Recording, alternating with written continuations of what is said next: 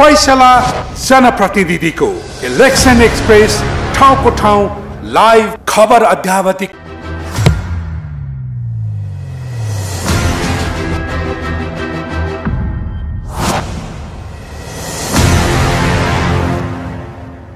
स्थानीय तह निर्वाचन विशेष प्रस्तुति फैसला जनप्रतिनिधिको इलेक्सन एक्सप्रेसको विचार विश्लेषण बहस र विवेचनाको यो विशेष श्रृङ्खलामा छौँ। नेपाल बार एसोसिएसनका पूर्व महासचिव अधिवक्ता सुनिल पोखरेल र नेकपा एमालेका नेता सांसद डाक्टर सूर्य पाठकसँग स्वागत छ कार्यक्रम तपाईँजना। धन्यवाद। ल सुनिलजी तपाईँबाटै सुरु गरौँ। निर्वाचनमा अब कुनै राजनीतिक दलले जित्ने हार्ने यो त सामान्य कुरा भइहाल्यो होइन। समग्रमा चाहिँ अब यसले कस्तो खालको सन्देश प्रवाह गरिरहेको छ र त्यो सन्देशलाई समाज अथवा राजनीतिक दलले कसरी ग्रहण गरिरहेका छन् भन्ने महत्त्वपूर्ण विषय हो। यहाँलाई के लाग्छ? सबभन्दा पहिले हामीले यो स्थानीय तह बुझ्नुपर्छ। यो प्रदेश सभाको र प्रतिनिधि सभाको चुनाव जस्तो होइन। जस्तै प्रतिनिधि सभाको चुनाव भनिसकेपछि यसले सङ्घीय सरकार निर्माणको कुरा हुन्छ र देश चलाउने कुरा हुन्छ। स्थानीय सरकारको निर्वाचनको विषय भनेको चाहिँ नागरिकको दिनानुदिनको दैनिकीसँग जोडिएको र खास गरिकन विकासको एजेन्डालाई कसले लिड गर्न सक्छ भन्ने पार्टीको व्यक्तिको चयनको प्रोसेस हो। त्यसले गर्दाखेरि यो निर्वाचनबाट अहिले नेपाली जनताले मतदाताले त्यो विकासको त्यो प्रोसेसलाई र स्थानीय तहको पछिल्लो 5 वर्षको कामको मूल्याङ्कन गरेर आफ्ना प्रतिनिधिहरू अथवा आफ्नो मत जाहेर गरेको अवस्था हो। यसलाई मैले 2-3 वटा तरिकाबाट हेरेको छु। एउटा तपाईले यसको राजनीतिक पाटो हेर्नुभयो भने यो निर्वाचनमा केही दलहरू गठबन्धन बनाएर गएका थिए, फेरि अर्को खालको गठबन्धन पनि थियो, अनि केही क्षेत्रगत रूपमा राजनीति गर्ने नयाँ पार्टीहरू पनि पहिलोपटक निर्वाचनमा गइरहेको अवस्था थियो। एउटा सेक्सन अफ पार्टी चाहिँ निर्वाचनमा जाने कि नजाने भन्ने कुराको दुविधामा थियो, त्यही कारणले विभाजित पनि हुन पुगेको थियो। र केही परम्परागत दलहरू जुन पहिलेदेखि नै निर्वाचनमा गएका, कहिले कसले लिड गर्ने कहिले कसले लिड गर्ने, सो समग्रतामा हेर्नुभयो भने आजसम्मको निर्वाचनको परिणाम र अहिले जुन अग्रता लिइरहेका जुन दलका उम्मेदवार भनौँ या स्वतन्त्र उम्मेदवारले के देखिन्छ भन्दाखेरि भने नेपाली जनताले स्थानीय तहको तपाईँ लिड गर्नका लागि हरेक दलको आफ्नो एउटा साइज निर्धारण गरिदिएको छ। तेरो साइज यो हो है भनेर। जस्तै 74 सालको निर्वाचनमा एउटा साइज थियो भने त्यो साइज चाहिँ अहिले फरक हुन गएको छ। त्यसले गर्दा तर त्यसले दिएको सन्देश त एउटा हुन्छ नि हैन, त्यसलाई कसरी ग्रहण गरे भन्ने अर्को कुरा हुन्छ। यसलाई मैले एउटा राजनीतिक पाटोमा हेर्नुपर्छ भने कुन दलका केही दलका उम्मेदवारहरूको अथवा दलको सफलताको विषय छ। दोस्रो केही महत्त्वपूर्ण ठाउँमा स्वतन्त्र उम्मेदवारहरू पनि, जस्तै तपाईँले काठमाडौँ हेर्नुहोस्, के अरे धनगढी हेर्नुहोस् या जनकपुर हेर्नुहोस्, यी ठाउँमा स्वतन्त्र दलसँग फरक मत राखेर या दलमा टिकट नपाएर विद्रोह गरेर उठेका उम्मेदवारहरूलाई पनि नेपाली जनताले अथवा त्यहाँको स्थानीय मान्छेहरूले मलाई दलको उम्मेदवार भन्दा पनि यो व्यक्तिले चाहिँ मेरा एजेन्डाहरूलाई अथवा स्थानीय समस्याहरूलाई सम्बोधन गर्न सक्छ भन्ने खालको मत पनि जाहेर गरिरहेछन्। र यो मत जाहेर गर्ने पछाडि चाहिँ मैले यसो हेर्दाखेरि यो बढी स्वतन्त्र उम्मेदवारहरूलाई अथवा दलभन्दा फरक व्यक्तिलाई मत हाल्ने चाहिँ के देखिरहेको छु भने जब समाजमा मध्यम वर्गको अलिकति दबदबा हुन्छ, किनभने त्यो गरी खाने वर्ग हो, त्यसले राजनीतिसँग धेरै लगाव राख्दैन, तर राजनीतिले कहिलेकाहीँ बाटो बिरायो भने ऊ फ्रन्टमा आउँछ। फेरि तपाईँले 62-63 को आन्दोलन हेर्नुहोस्, 46 सालको आन्दोलन फ्रन्टमा आउने मध्यम वर्ग हुन्छ।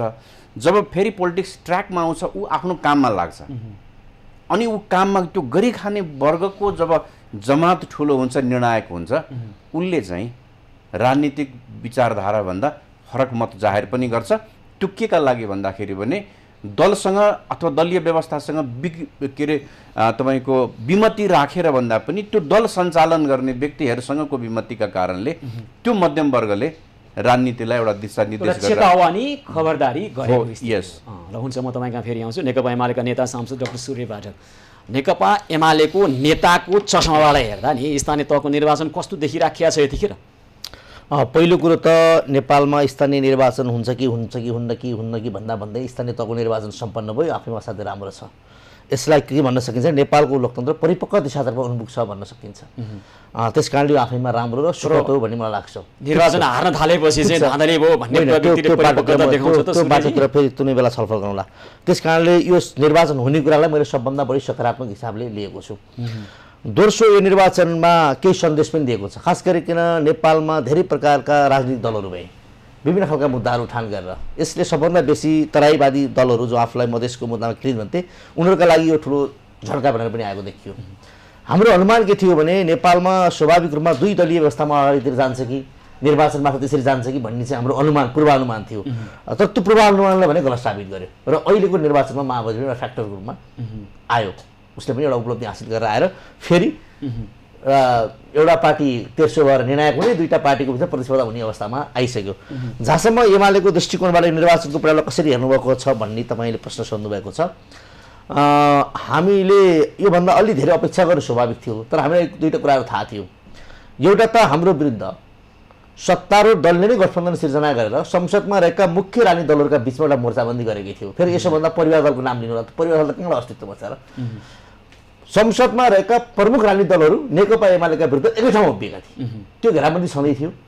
दोस्रो, जेसुकै भन्नुहोस् हाम्रो पार्टीमा चोइटिएको थियो, एउटा मनोविज्ञान त परेकै थियो। त्यस्तो बिचमा पनि नेकपा एमाले जुन सिट सङ्ख्या हासिल गरेको छ त्यो सिट सङ्ख्या हासिल गर्ने कुराले हामीलाई त्यस्तो हतोत्साहित या एकदम निराश बनाएको छ, उत्साहित बनाएको छ भन्ने मलाई लाग्छ। तर निर्वाचन हार्दै गर्दाखेरि चाहिँ तपाईँहरूले चाहिँ विज्ञप्ति नै निकालेर नेकपा एमाले धाँधली भयो, 3 चरणमा त्यो भने निर्वाचन अगाडि पनि भयो, मतदानको दिन पनि भयो, मतगणना पनि भइराखेको छ भनेर जसरी त्यो खालको एउटा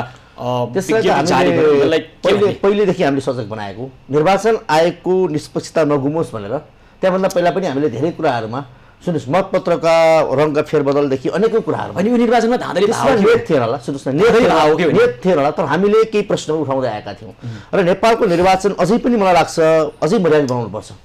यो ठिकै छ, तर यसलाई अझ मर्यादित बनाउनुपर्छ भन्ने निष्कर्ष अहिले चाहिँ धाँधली भाव हो नि होइन निर्वाचन। हाम्रो पार्टीले त्यसरी नै पुरै धाँधली भनेको छैन। केही ठाउँमा कर्मचारीलाई हारेको ठाउँमा सुन्नुहोस्, हारेको ठाउँमा त्यसरी भनेर लेखाएको छैन, कहाँ लेखाएको छ त्यसरी?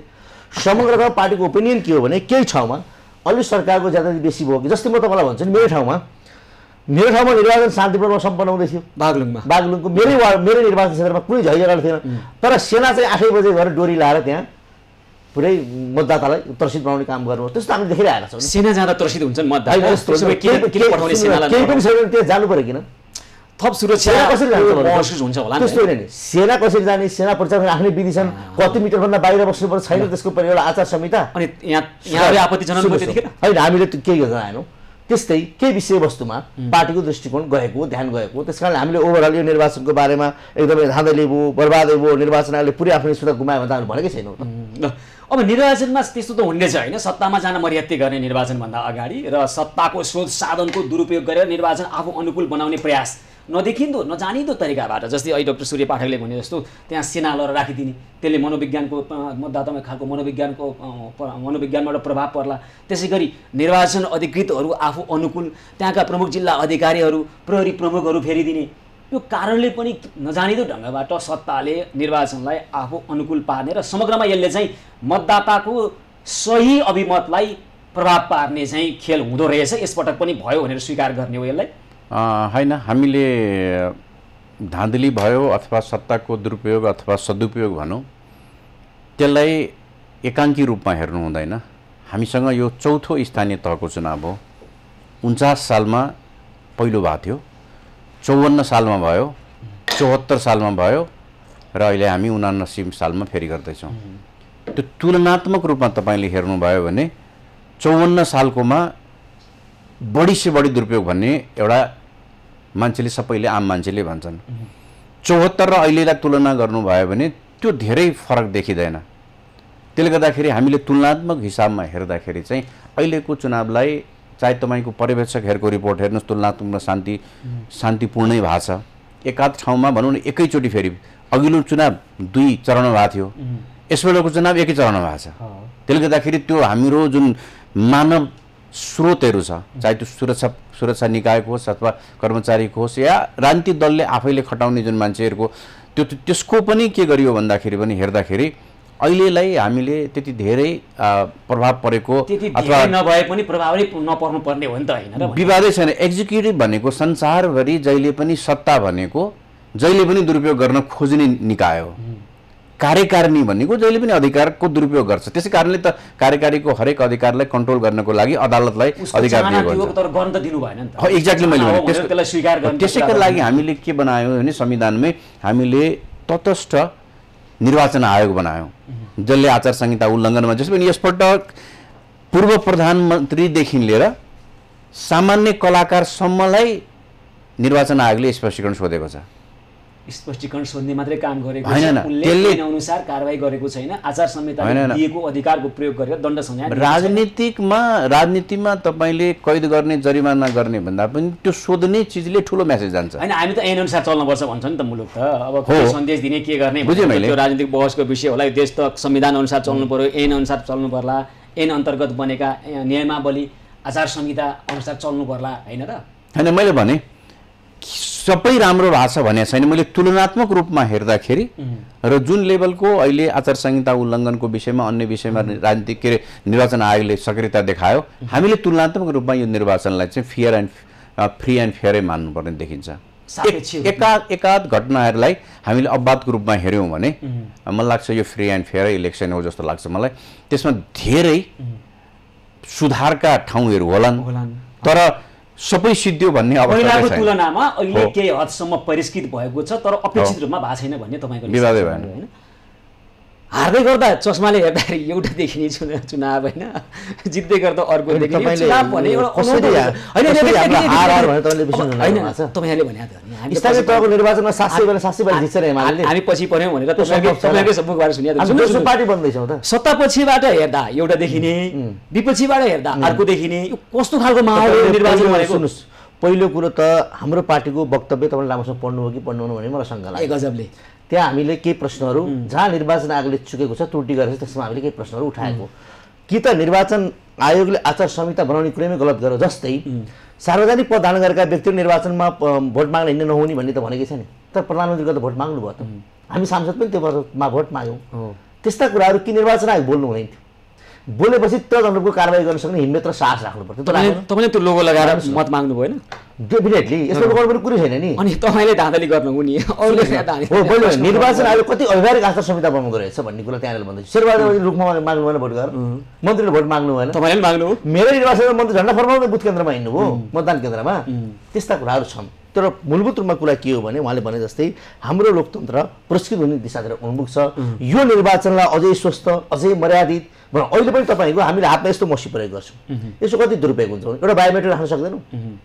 मतपत्रको डिजाइन हेर्नुहोस्, ढाँचा हेर्नुहोस्, किन नराख्या त? त्यो निर्वाचन आयोग गर्नुपर्ने काम हो। सत्ता कति समय चलाउनु? निर्वाचन आयोग गर्नुपर्ने काम हो। कति समय भयो यहाँहरु सत्ताबाट भन्न खोजेको कुरा अझै निर्वाचन आयोग चाहिँ हामीले चन्द्रबाट ल्याएको, अझै यसलाई पुरस्कृत गर्दै जाउँ। हामी अझै पनि ट्रेडिसनल वेबाट जाँदैछौँ, जसले गर्दाखेरि दुरुपयोग हुने खतरा हुन्छ। जस्तै तपाईँ अहिले पनि गाउँमा जे भन्नुहोस् न, एउटा सत्य के स्वीकार्नुहोस् भने जहाँ जुन पार्टीको सङ्गठनको दबदबा छ त्यहाँ फर्जी मत खसालेकै छ। त्यो ओपन सेक्रेट जस्तो छ क्या, सके हालेल गर्नुहुन्थ्यो।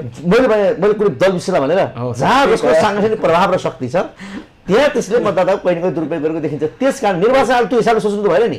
निर्वाचन आयोगले त एक मत पनि फर्जी नखोज्नु भनेर सोच्नु परेन। त्यो सोच्नका लागि निर्वाचन आयोग टेक्नोलोजी फ्रेन्डली हुनु परेन। मैले त्यहाँनिर भन्न खोजेको, यदि निर्वाचन आयोग टेक्नोलोजी फ्रेन्डली भयो, निर्वाचन आयोगलाई त सरकारले त्यो बनाउने अवसर दिने हो नि त। अहिले आएर निर्वाचन आयोग त्यो भएन यो भएन भन्दै गर्दा सरकार निर्वाचन आउँछ भने त थाहा थियो नि त। निर्वाचन आयोग हाम्रो स्वायत्त निकाय होइन, हो स्वायत्त अंग होइन। स्वायत्त बन्न दिनु भएको आफैले त्यो खालको प्रपोजल पेश गर्नु पर्दैन। स्वायत्त बन्न दिनु भएको छ तपाईहरुले। म चाहिँ देशको राजनीतिले स्वायत्त बन्न नबगाउनु। म बायोमेट्रिक राख्छु, सरकार बजेट व्यवस्थापन गर्नु भएको छ। म अझै यो निर्वाचनलाई पुरै मेसिनमा भोटिङ सिस्टम बनाउँछु भन्नु भएको छ उहाँले। प्रस्ताव राख्नु पनि सरकारले यहाँले बनाउनु पर्यो। गरेन भने हामीले आलोचना गर्ने कुरा हुन्छ। यसरी उम्किन पाइन्छ? उम्कियो होइन, सत्य कुरा होइन। सोध्नु दिनुहोस् तपाईले, मेरो ठाउँमा उहाँले प्रश्न सोध्नु न। संघीय निर्वाचन कुराले थाल्नु भयो भने संघीय संसदको निर्वाचनमा झन् हार्ने हो यसले भन्ने नो प्रब्लम। हार्जी तपाईँ डेमोक्रेसीमा के फरक पर्छ हार्यो? ल डाक्टर पाठकले भने के अहिलेसम्म सत्य हो हैन, तर पनि हामी परिष्कृत हुँदै गएका छौँ भनेर तपाईँले जुन अपेक्षा गर्नुभएको छ त्यो पनि सत्य हो। तथापि हाम्रो अपेक्षा चाहिँ योभन्दा परिष्कृत हुनुपर्छ लोकतन्त्र, योभन्दा परिष्कृत हुनुपर्छ हाम्रो निर्वाचन पद्धतिहरू, जनताको अभिमत सही ढङ्गबाट व्यक्त हुनुपर्छ, उनीले दिएका सन्देशलाई सही ढङ्गबाट ग्रहण गर्नुपर्छ भन्ने हो। त्यस विषयमा हामी थप छलफल गर्छौँ। यो विशेष श्रृङ्खला निरन्तर जारी रहनेछ, हामीसँगै रहनुहोला। स्थानीय तह निर्वाचन विशेष प्रस्तुति फैसला जनप्रतिनिधिको इलेक्सन एक्सप्रेसको विचार विश्लेषण बहस र विवेचनाको यो विशेष श्रृङ्खलामा छौँ र आज हामी कुराकानी गरिरहेका छौँ। प्रत्येक निर्वाचनले लोकतन्त्रलाई परिष्कृत बनाउनु पर्ने हो, समुन्नत बनाउनु पर्ने हो, तर यो निर्वाचनले चाहिँ के गरिरहेको छ र यसले समग्रमा राजनीतिक दलहरूलाई र समाजलाई दिएको सन्देश र त्यसलाई कुन ढङ्गबाट ग्रहण गरिरहेका छन् राजनीतिक दलहरूले भन्ने सम्बन्धमा नेपाल बार एसोसिएसनका पूर्व महासचिव अधिवक्ता सुनिल पोखरेल र नेकपा एमालेका नेता सांसद डाक्टर सूर्य पाठकसँग हामी कुराकानी गरिरहेका छौँ। ल सुनिलजी, भनेपछि यो निर्वाचनले दिएको सन्देश अघि हामी कुराकानी गर्दै थियौँ नि, एक खालको अब विभिन्न ठाउँमा चाहिँ स्वतन्त्र उम्मेदवारहरू जसरी अहिले अग्रता हासिल गरिरहेका छौँ, काठमाडौँ महानगरपालिकाकै र अन्य केही महानगरपालिकामा पनि उपमहानगरपालिकामा होइन, यो देख्दाखेरि चाहिँ के अब राजनीतिक दलहरूलाई समग्रमा अस्वीकार गरे भन्दा पनि केही हदसम्मको सबक चाहिँ सिकाउनै पर्छ भन्ने खालको उदाहरण प्रस्तुत गरे कि के लाग्छ यहाँलाई? म ठ्याक्कै त्यही पनि भन्दिनँ। यो कस्तो छ, दुईवटा खालको उम्मेदवारहरू स्वतन्त्र, एउटा सम्बन्धित दलमा टिकट नपाएपछि त्यही भित्रबाट विद्रोह गरिएको, केही यस्ता उम्मेदवार छन् जो दलसँग कुनै सरोकार राख्दैन, न टिकट माग्न गए न उनीहरूले नपाएको होइन, ऊ इन्डिपेन्डेन्टली आएको अवस्था देखिन्छ। यो फरक दुईवटा खालको हामीले फरक बुझ्नुपर्ने हुन्छ र यो दुईटै खालको उम्मेदवारको तपाईँले जुन मत प्राप्त गरेका छन् यसलाई तुलनात्मक रूपमा हेर्नुहुन्छ भने यो चाहिँ हाम्रो अहिलेको राजनीतिक व्यवस्थाको बाई प्रोडक्टको रूपमा हेर्न सकिन्छ। मैले बाई प्रोडक्ट किन भने भन्दाखेरि भने व्यवस्था जसरी चलाइयो अथवा जसले चलायो तिनीहरूभन्दा फरक ढङ्गले चलाउने मान्छेको खोजी हो जस्तो लाग्छ मलाई। तर यो खोजीमा मैले भने अघि नै तीनटा खालको वर्ग छ नेपालमा, एउटा निम्न वर्ग छ, एउटा उच्च वर्ग छ, अर्को भनेको मध्यम वर्ग। मध्यम वर्ग इन्डिपेन्डेन्ट हुन्छ, मैले गरिखाने वर्ग सुरुमै भनेको थिएँ। जब उसको डोमिनेसन हुन्छ नि अनि ऊ छान्नतिर जान्छ। तल्लो वर्ग र माथिल्लो वर्ग मान्नेमा हुन्छ, छान्नेमा हुँदैन। एउटा खालको निर्णय भएपछि उसले मान्ने हुन्छ। जस्तै मैले माथिल्लो वर्ग किन राजनीति मान्छ भन्दाखेरि भने त्यो व्यापारी होला, घरानिया मान्छेहरू हुन्छन्, उसलाई व्यथितिमा फाइदा कहिलेकाहीँ हुन्छ। जस्तै भनौँ न 1 करोड चन्दा दिनुपर्छ तर 5 करोड चाहिँ कर छली गर्न पाइन्छ भने उसले त्यो व्यवस्था रोज्छ नि। 1 करोड दिएर 5 व्यथितिमा 5 करोडको कर छली गर्न पाइन्छ भने उसलाई त्यो व्यथितिवाला व्यवस्था, त्यसले गर्दा ऊ व्यथिति खोज्छ। तल्लो वर्ग विभिन्न सङ्घ सङ्गठनसँग आबद्ध हुन्छ, युनियनमा हुन्छ, आदि इत्यादिमा हुन्छ, उसको त्यो एउटा डिसिप्लिन हुन्छ, ऊ त्यहाँ मान्छ। मध्यम वर्ग भनेको चाहिँ आफूले गर्ने, इन्डिपेन्डेन्टली गर्ने हुन्छ। उसले गरेन आफूले भने उसका घर परिवार अथवा उसका छोरी पढाउनु पर्ने लगायतको विषयमा गाह्रो पर्छ। व्यथिति हुँदाखेरि चाहिँ ट्याक्स उसले तिर्नुपर्ने, उसलाई थाहा हुन्छ मैले तिरेको ट्याक्सले व्यथिति भएको छ र अनिखेरि विभिन्न नेताहरूले अथवा उनीहरूले जीवनशैली बढाछन्, भ्रष्टाचार गरेका छन्। त्यो चाहिँ उसले रोक्न खोज्छ। किन भन्दाखेरि भने थिति बस्दाखेरि सबभन्दा लाभान्वित हुने भनेको चाहिँ मध्यम वर्ग हो। त्यसले प्रतिबिम्ब भइरहेछ यदि काठमाडौँ महानगरपालिकामा पनि हो। काठमाडौँ महानगरपालिकाको विषय चाहिँ के हो भने दुईटा यसलाई पाटोमा हेर्नुपर्छ। एउटा कस्तो भन्दाखेरि भने परम्परागत रूपमा यहाँ जुन जस्तै एकजना उम्मेदवारले नै भने अब मेरो एरियामा जान दिएन, कोर सिटीमा जान दिए, त्यसपछि म कति मत ल्याउँछु, अर्थात् उनलाई आफ्नो दलको अथवा चिन्हको भोट भन्दा पनि एउटा खालको समुदायको भोटबाट म चुनाव जित्छु भन्ने खालको कुरा थियो। त्यो पनि लगभग फेल भइरहेको छ। किनभने त्यहाँ पनि के हो भन्दाखेरि भने त्यो जुन समुदायको उहाँले कुरा गरेन त्यो समुदायमा पनि मध्यम वर्ग डोमिनेन्ट ग्रुपको रूपमा आयो। त्यहाँ पनि चोइस हो, त्यहाँ पनि गरी खाने वर्ग छ, त्यहाँका पनि छोराछोरीहरू विदेश पढ्न गएका छन्। हेर्नुहोस् एउटा अर्को फ्याक्टर काठमाडौँको इलेक्सनमा अथवा स्वतन्त्र उम्मेदवारहरूलाई अथवा ठुला दलभन्दा फरक दललाई मत आउने अर्को पनि एउटा कारण के छ भन्दाखेरि भने नेपालका धेरै मान्छेहरू विदेशमा पढ्न गएका छन्, काम गर्न गएका छन् र नेपालको आर्थिक अवस्था जसरी खस्केको छ र नेपालको जुन पासपोर्टको स्तर खस्केको छ नि, हाम्रो हरियो पासपोर्ट त्यो पनि 6औं 7औं संसारको 6औं 7औं नम्बरमा आउँछ। अनि त्यो पासपोर्ट खराब भएका कारणले त्यो विदेशमा पढ्न जाने अथवा काम गर्न जाने मान्छेले त्यहाँ दुःख पाएको छ, उसले त्यहाँ हैरानी खेप्नु परेको छ। र ऊ के भन्छ भन्दाखेरि भने यो सबैको कारक भनेको पोलिटिकल लिडरसिप हो। त्यसले गर्दा उसले विदेशबाट आफ्ना बाबुआमालाई दाजुभाइलाई थ्रेट गर्यो। तर अहिले आएको मतको परिणामको रुझानले यो समस्या समाधान गर्ने ल्याकत राख्छ त? हैन न, लोकल लेभलमा कसले चुनाव जित्यो भन्ने कुराले राज्य सञ्चालन गर्दैन। मैले अघि नै भने राज्य सञ्चालन भनेको प्रतिनिधि सभाबाट तथापि हो ती समस्यालाई सम्बोधन गर्ने खालको सांकेतिक रूपमा भनेको नि त केही त हुनु पर्थ्यो हैन। मैले भने त यो जस्तै राजनीतिक दलहरू अर्गनाइज भोट ब्याङ्क हो। मैले अहिले कुरा गरिरहेको भनेको अनअर्गनाइज हो। उसले जहाँ पायो त्यहीँ हाल्ने हो। ल म तपाईँ कहाँ फेरि आउँछु। ल यतिखेर कुराकानी गर्नुपर्दा अब अघि तपाईँ भन्दै निर्वाचन हामीले त कहाँ हार्दैछौँ, दोस्रो हुँदैछौँ, तर महानगरपालिकाको कुरा गर्दा र 11वटा उपमहानगरपालिकाको कुरो गर्दा त सबैबाट हात धुनुपर्ने स्थिति कसरी निम्त्यो नेकपा एमालेलाई? त्यो आउन सक्छ। मैले अगाडि नै भने एउटा त तपाईँको गठबन्धनकै कारण हो, किनभने पहिलो पार्टी हिजोसम्म हामी पहिलो पार्टी थियौँ। उहाँले भने कारण चाहिँ होइन, सुन्नुहोस् न, तपाईँ पनि म आउँछु। हिजोसम्म हामी पहिलो पार्टी, अब अहिले पनि के हुन्छ हेरौँ, लेट्स सी होइन। त्यसका विरुद्ध अर्को पार्टीको नि भोट प्लस गर्दाखेरि त स्वाभाविक रूपमा अलिकति तल्लो तलमाथि भइ नै हाल्छ नि। पपुलर भोटको हिसाबले हेर्नुहुन्छ भने नेकपा एमाले अहिले पनि मलाई लाग्छ पहिलो पार्टी बन्छ पपुलर भोटको आधारमा। सिट सङ्ख्याको आधारमा हेर्नुहुन्छ भने दोस्रो पार्टी बन्छ। भोटको हिसाबले हामी धेरै माथि ल्याउँछौँ, तर प्रतिस्पर्धात्मक केवल यो गठबन्धनको अङ्कगणितीय कारण मात्रै हो। एक्ज्याक्टली। जब त प्रतिस्पर्धामा जानुहुन्छ भनेपछि 500-200 ठाउँले अलिकति रोके उहाँको अङ्कगणितीय कारण मात्रै हो। होइन 74 सालको इलेक्सन र अहिलेको इलेक्सनमा खास गरिकन नेकपा एमालेसँग पपुलर एजेन्डा थिएन। 74 को इलेक्सन तपाईँ लडिराख्दाखेरि तपाईँसँग भारत विरुद्ध तपाईँको अध्यक्ष राष्ट्रियताको विषयमा अडान लिएको भन्ने थियो। तपाईँका कार्यकर्ताका भोटर होइनन्, आम मान्छेले के गर्यो भन्दाखेरि यो नेतृत्वले नाकाबन्दीको बेलामा भारतको विरुद्ध अडान ल्याछ, यो नेतृत्व चाहिँ ठिक छ है नेपालको राष्ट्रियताका लागि भन्ने तपाईँसँग एउटा पपुलर मत थियो। अन्य दलका मान्छेलाई त्यो एजेन्डामा डिफेन्स गर्दैको शास्ति गर्यो त्यो चुनावमा। अहिले तपाईँसँग के हो भन्दाखेरि त्यसको ठिक उल्टो, 2 चोटि प्रतिनिधि सभा किन विघटन गरिस्, अहिले तपाईँसँग त्यसको उत्तर दिँदाको शास्ति भयो। यद्यपि कि यो विषय लोकल इलेक्सनको एजेन्डा चाहिँ बनेन।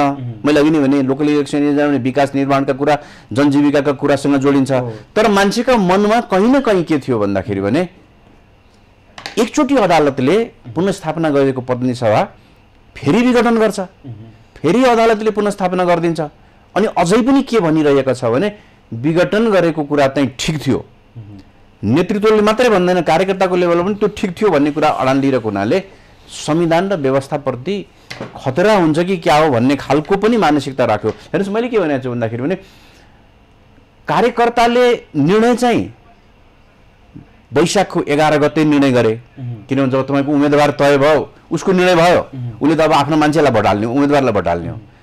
तर आम मान्छेले चाहिँ 29 गते राति निर्णय गरे, जो कुनै पनि दलमा छैनन्, जसलाई फेन सिट थोरै मैले भनिहालेँ। मैले अघि एउटा कुरा भनेको थिएँ, पपुलर भोटमा आज पनि एमाले हेर्नुभयो भने भोटको हिसाबले भोट पनि निस्किन्छ होला। कारण चाहिँ के मत दिनुपर्ने एमालेलाई? मैले भने यदि उहाँले भनेको कुरा अहिले तर्कसङ्गत हो भने नेकपा एमाले त भोटमा पनि दण्डित गर्नु पर्थ्यो नि, एमाले भोटको हिसाबले पनि दण्डित गर्नु पर्थ्यो नि, मत हाल्नु पर्ने थिएन नि।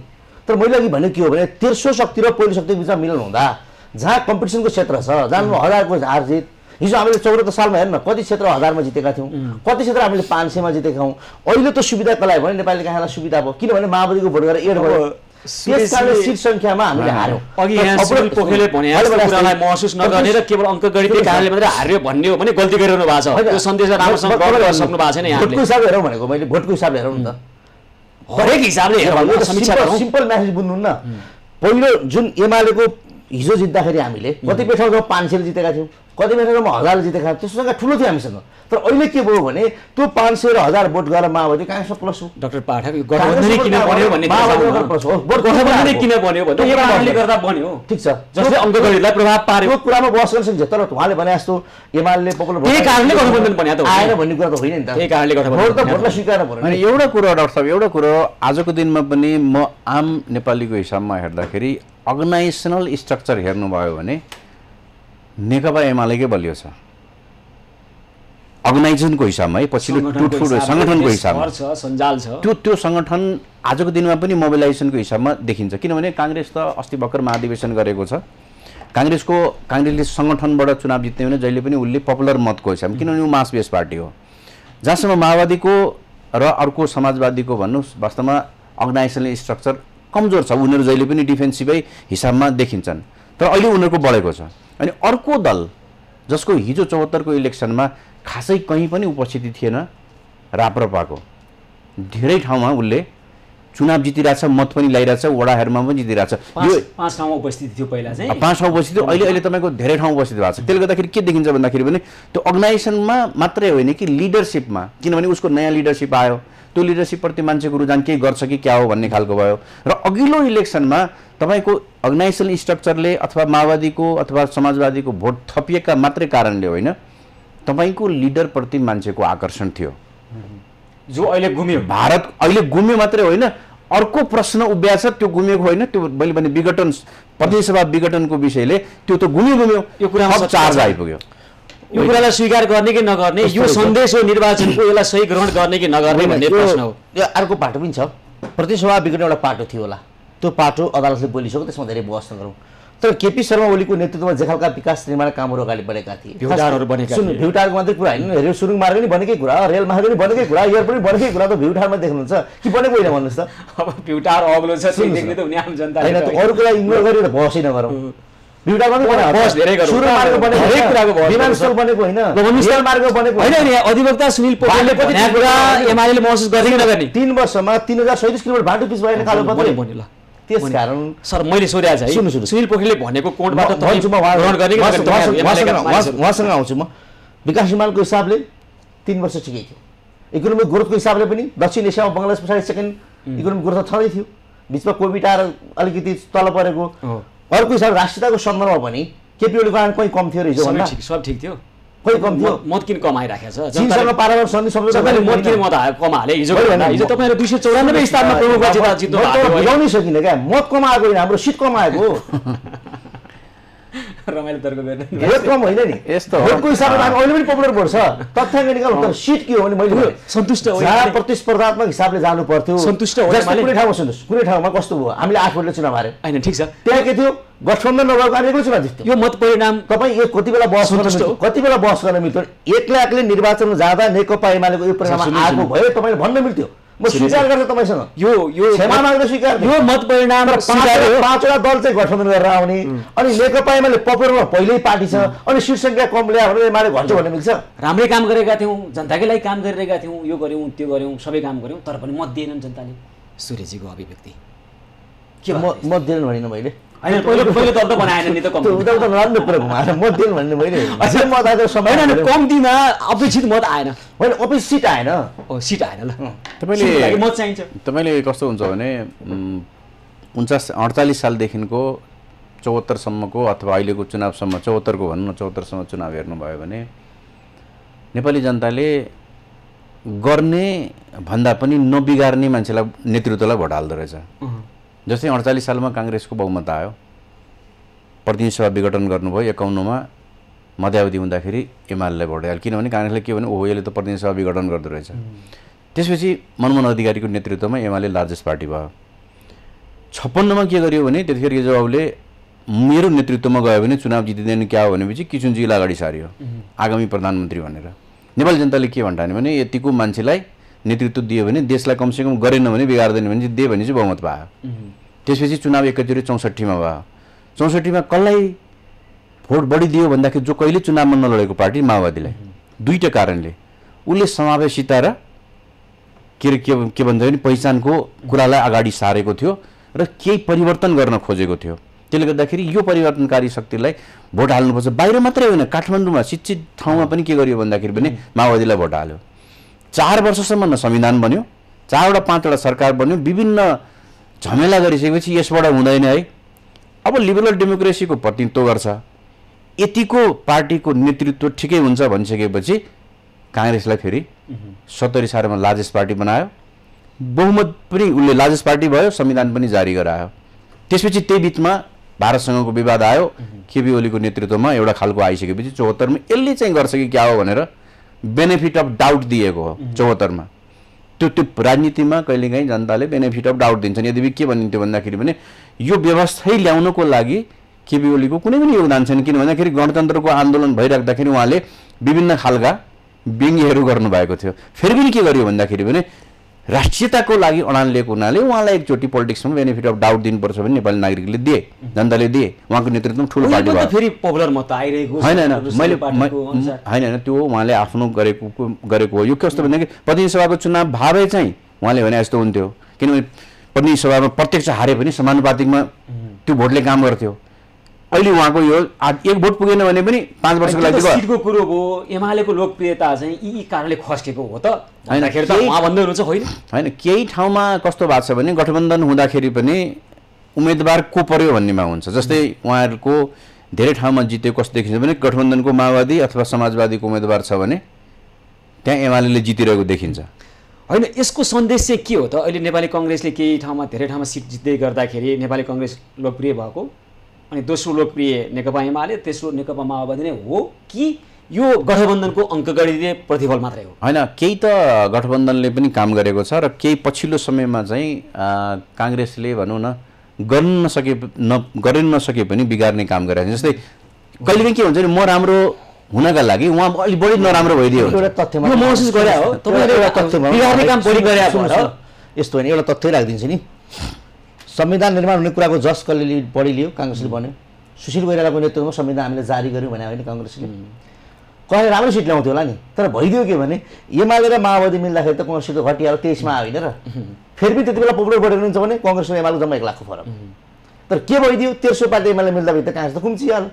यो हो त गठबन्धनको प्रावधान पर्छ भनेको त त्यहाँनिर त्यो मात्रै थिएन मैले भने त्यो भारतसँगको अडान तपाईँ आम मतदातालाई त्यतिखेर सोध्नुहुन्छ भने जो काङ्ग्रेस एमाले माओवादीको कार्यकर्ता छैन लोकप्रिय मत त घटेन घटेको थिएन उसको 29-31 लाख एमालेको त जम्मा 1 लाख कम थियो काङ्ग्रेसको तर सिट संख्या के भयो भने माओवादी र हामी मिल्दा बित्तिकै कङ्ग्रेस 23 सिटमा आयो यो त अङ्कगणितीय कारण अङ्कगणितीय प्रतिफल त्यो त हामीसँग हिजोको तथ्याङ्क छ त हो यो त सही हो नि त हैन त्यसमा त्यो प्रत्यक्ष त्यो चुनाव चाहिँ के हुन्छ तपाईको भने नि दुईटा कुराले त्यो चाहिँ मैले सुरुमा भनेको थिएँ त्यो देश चलाउने चुनाव हो के त्यो काठमाडौँको शासन गर्ने चुनाव हो त्यो अहिलेको चुनाव भनेको चाहिँ आफ्नो पालिकाको शासन गर्ने चुनाव हो पार्टीको लोकप्रियता मापन गर्ने तरिका त होला नि त के हो हैन मैले सुन्नुस् न गठबन्धन बन्नु चाहिँ नेकपा एमाले एकाङ्की छोडिहाल्छ नि यो त सुन्नु न गठबन्धन बन्नु कारण चाहिँ के त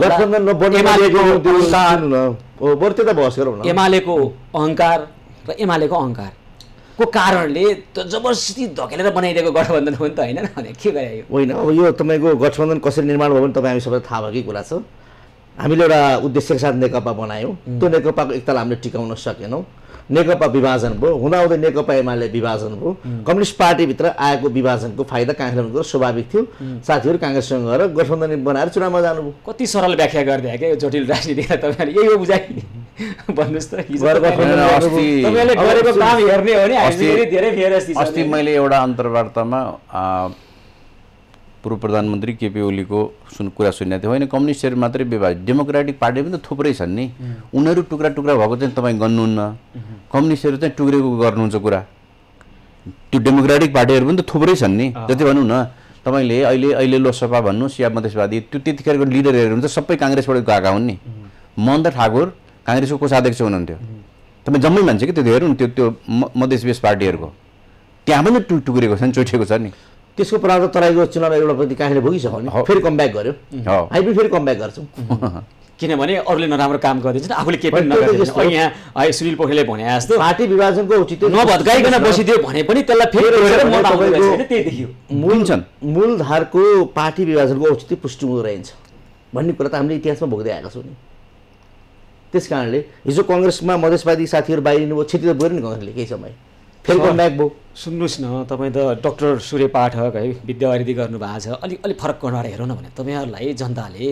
तपाईँहरूको भनेको 2074को निर्वाचनमा राजनीतिक स्थायित्वको नारा लिएर जाँदाखेरि जनताले पत्याएको हो नि त यति धेरै पत्याए कि त्यो कायम गर्न सक्नु भएन भन्ने कारणभित्र धुन्धुकारी प्रवृत्ति छ त्यो कायम गर्न सकेन त्यो नगर्नुको कारणभित्र चाहिँ फेरि धुन्धुकारी प्रवृत्ति छ के तपाईँले जे भन्नुहोस् त विषण के राख्छ तपाईँको तर हामीले कायम गर्न सकेनौँ अब त्यो कारणले गर्दाखेरि किन गर्न सकेनौँ भने हाम्रो पार्टीमा देखिएको अझै भन्न बाँकी छ मेरो प्रश्न पुरा भएको छैन त्यो भत्काएको देख्दाखेरि नभत्काइकन बस्ने पछिल्लो समय नभत्काउने नेपाली कङ्ग्रेसप्रति अलिकति आकर्षण देखियो र त्यसमा गठबन्धनले अङ्कगणितीय प्रतिफल पनि दियो काङ्ग्रेस बुझाउन हुन्न नेपाली काङ्ग्रेस सिङ्गल मान्छे प्रतिस्पर्धा गरेर थाहा भइहाल्थ्यो नि अब गठबन्धन गरेर आएपछि के प्रतिस्पर्धा त्यति मात्रै होइन जस्तै भनौँ न काङ्ग्रेस पहिले पनि एक्लै लड्या हो होइन मैले काङ्ग्रेसको वकालत गरे होइन कहाँनिर हो भने जस्तै भन्नुहोस् उहाँले भन्नु 74मा तपाईँ स्थिर सरकार देऊ मलाई बहुमत देऊ भनेर जानुभयो तपाईँसँग फुल बहुमत थियो थियो बहुमत हुँदा हुँदै पनि केपी ओलीको पहिलो सरकार के गर्नु भने अन्य दललाई पनि उपेन्द्र यादवको पार्टीलाई पनि तपाईँले हाल्नुभयो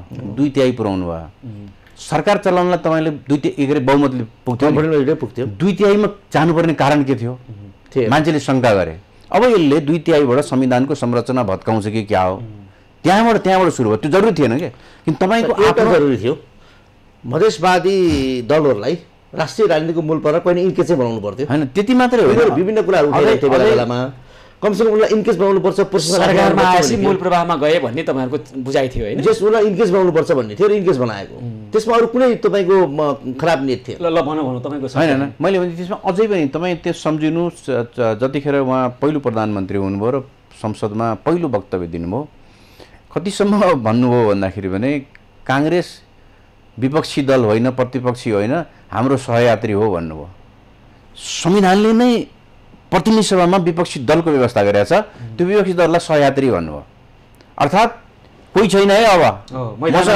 मसँग 2 मत छ 2/3 छ अब म संविधान पनि संशोधन गरी म जे पनि गर्छु त्यसको केही सुरुवाती कामहरू गरियो जस्तै सम्पत्ति शुद्धिकरण विभागलाई प्रधानमन्त्रीको अन्डरमा ल्याइयो राजस्व न्यायाधिकरणलाई ल्याइयो अब त्यो पनि त्यसपछिका ऐनहरू जुन आउन थाले मानव अधिकार आयोग ऐन संशोधन गर्न खोजियो मिडिया काउन्सिल ऐन ल्याउन खोजियो लगायतका कुराहरू छन् नि जनरल मान्छेले बिर्सिन्छ तर जसले अलिअलि हेरेर बसेको छ नि त्यो कुराहरूको पनि मूल्याङ्कन चाहिँ निर्वाचनमा हुँदो रहेछ भन्ने देखिन्छ क्या त्यो स्थानीय निर्वाचनमा अहिले प्रतिबिम्बित भएको जस्तो लाग्छ केही हदसम्म सहरी क्षेत्रमा तल ग्रामीण क्षेत्रमा यो एजेन्डा बन्दैन हेर्नुहोस् सहरी क्षेत्र मैले 29 गते निर्णय गर्ने जुन भोटर छन् नि जो कुनै दलसँग आबद्ध छैन नि लिएर आउँछ है त काठमाडौँ महानगरपालिकाको एउटा उदाहरण हेर्ने हो भने होइन सङ्घीय सरकारमा तपाईँहरू त्यसपछि प्रदेशको 7 मध्ये 6 मा तत्कालीन नेकपा होइन अनि स्थानीय तहको कुरा गर्दा तपाईँहरूको त्यतिखेर नेकपा एमालेको 294 उता माओवादीको 34 नगर प्रमुख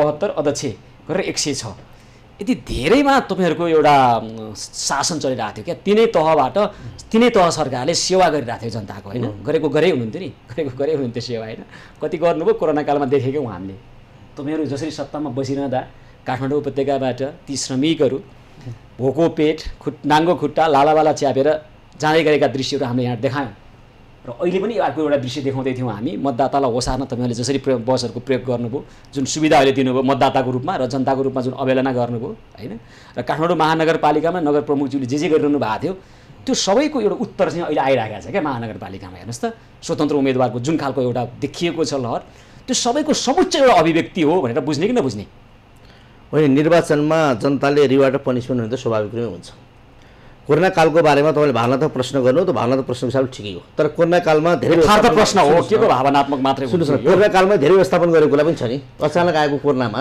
जुन बेला कति सकस पऱ्यो भन्ने कुरा थाहा भएकै कुरा हो मेयर साहब सोल्टी होटलमा बस्ने अनि त्यो उहाँले कतिपय ठाउँमा कमजोरी गरेको हो त्यसमा जनताले प्रतिक्रिया दिनु पर्यो अपराध हो नि त्यो त सर त्यसमा अब उहाँले भोग्नुहुन्छ त सुनाए त समग्र पार्टीले भोग्नु पर्यो नि त अहिले त मैले अहिले पार्टीको मलाई के लाग्छ भने काठमाडौँको सन्दर्भमा अलिकति मतदाताको ट्रेन फेरिएको भन्ने मलाई लाग्छ किन फेरिएको एउटा कुरा त अलिकति उहाँले भनेको कुरामा ठिक छ त्यो अलिकति मिडल क्लासको पिपुलले अलिक बढी होप पनि बालन शाहप्रति गरे होला दलका मान्छेमा यस्तै भयो भन्ने पनि ठाने होला र अहिले उहाँले ल्याउने प्रयास पनि गरेको होला त्यस कारणले अर्को दलभित्र पनि अलिकति योग्यतम मान्छे छान्ने कुरालाई दबाब पनि दिन खोज्या होला फेरि पनि अहिले बालेन्द्र शाहले प्राप्त गरेको मतले नेपालको मूलधारमा जनता छैन भन्ने निष्कर्ष निकाल्नु त्यो हतारो हुन्छ तर कुरा के हो भने बालेन्द्र शाहको जुन खालको जनमत प्राप्त गर्नुभएको छ त्यसप्रति हामीले सम्मान व्यक्त गर्नुपर्छ र दलहरू पनि सुधारिनुपर्छ अब दलले उम्मेदवार छनौट गर्ने प्रक्रिया फेर्नुपर्छ परम्परागत हिसाबमा हिजो पार्टीमा लामो योगदान गरेको थियो हिजो काम गरेको थियो भन्ने कुरालाई मात्रै मापदण्ड गरियो भने अहिलेको कन्टेम्पोरेरी सोसाइटीलाई सम्बोधन गर्न सकिँदो रहेछ त्यही हामीले उपमेयरको उम्मेदवार छान्यौँ नि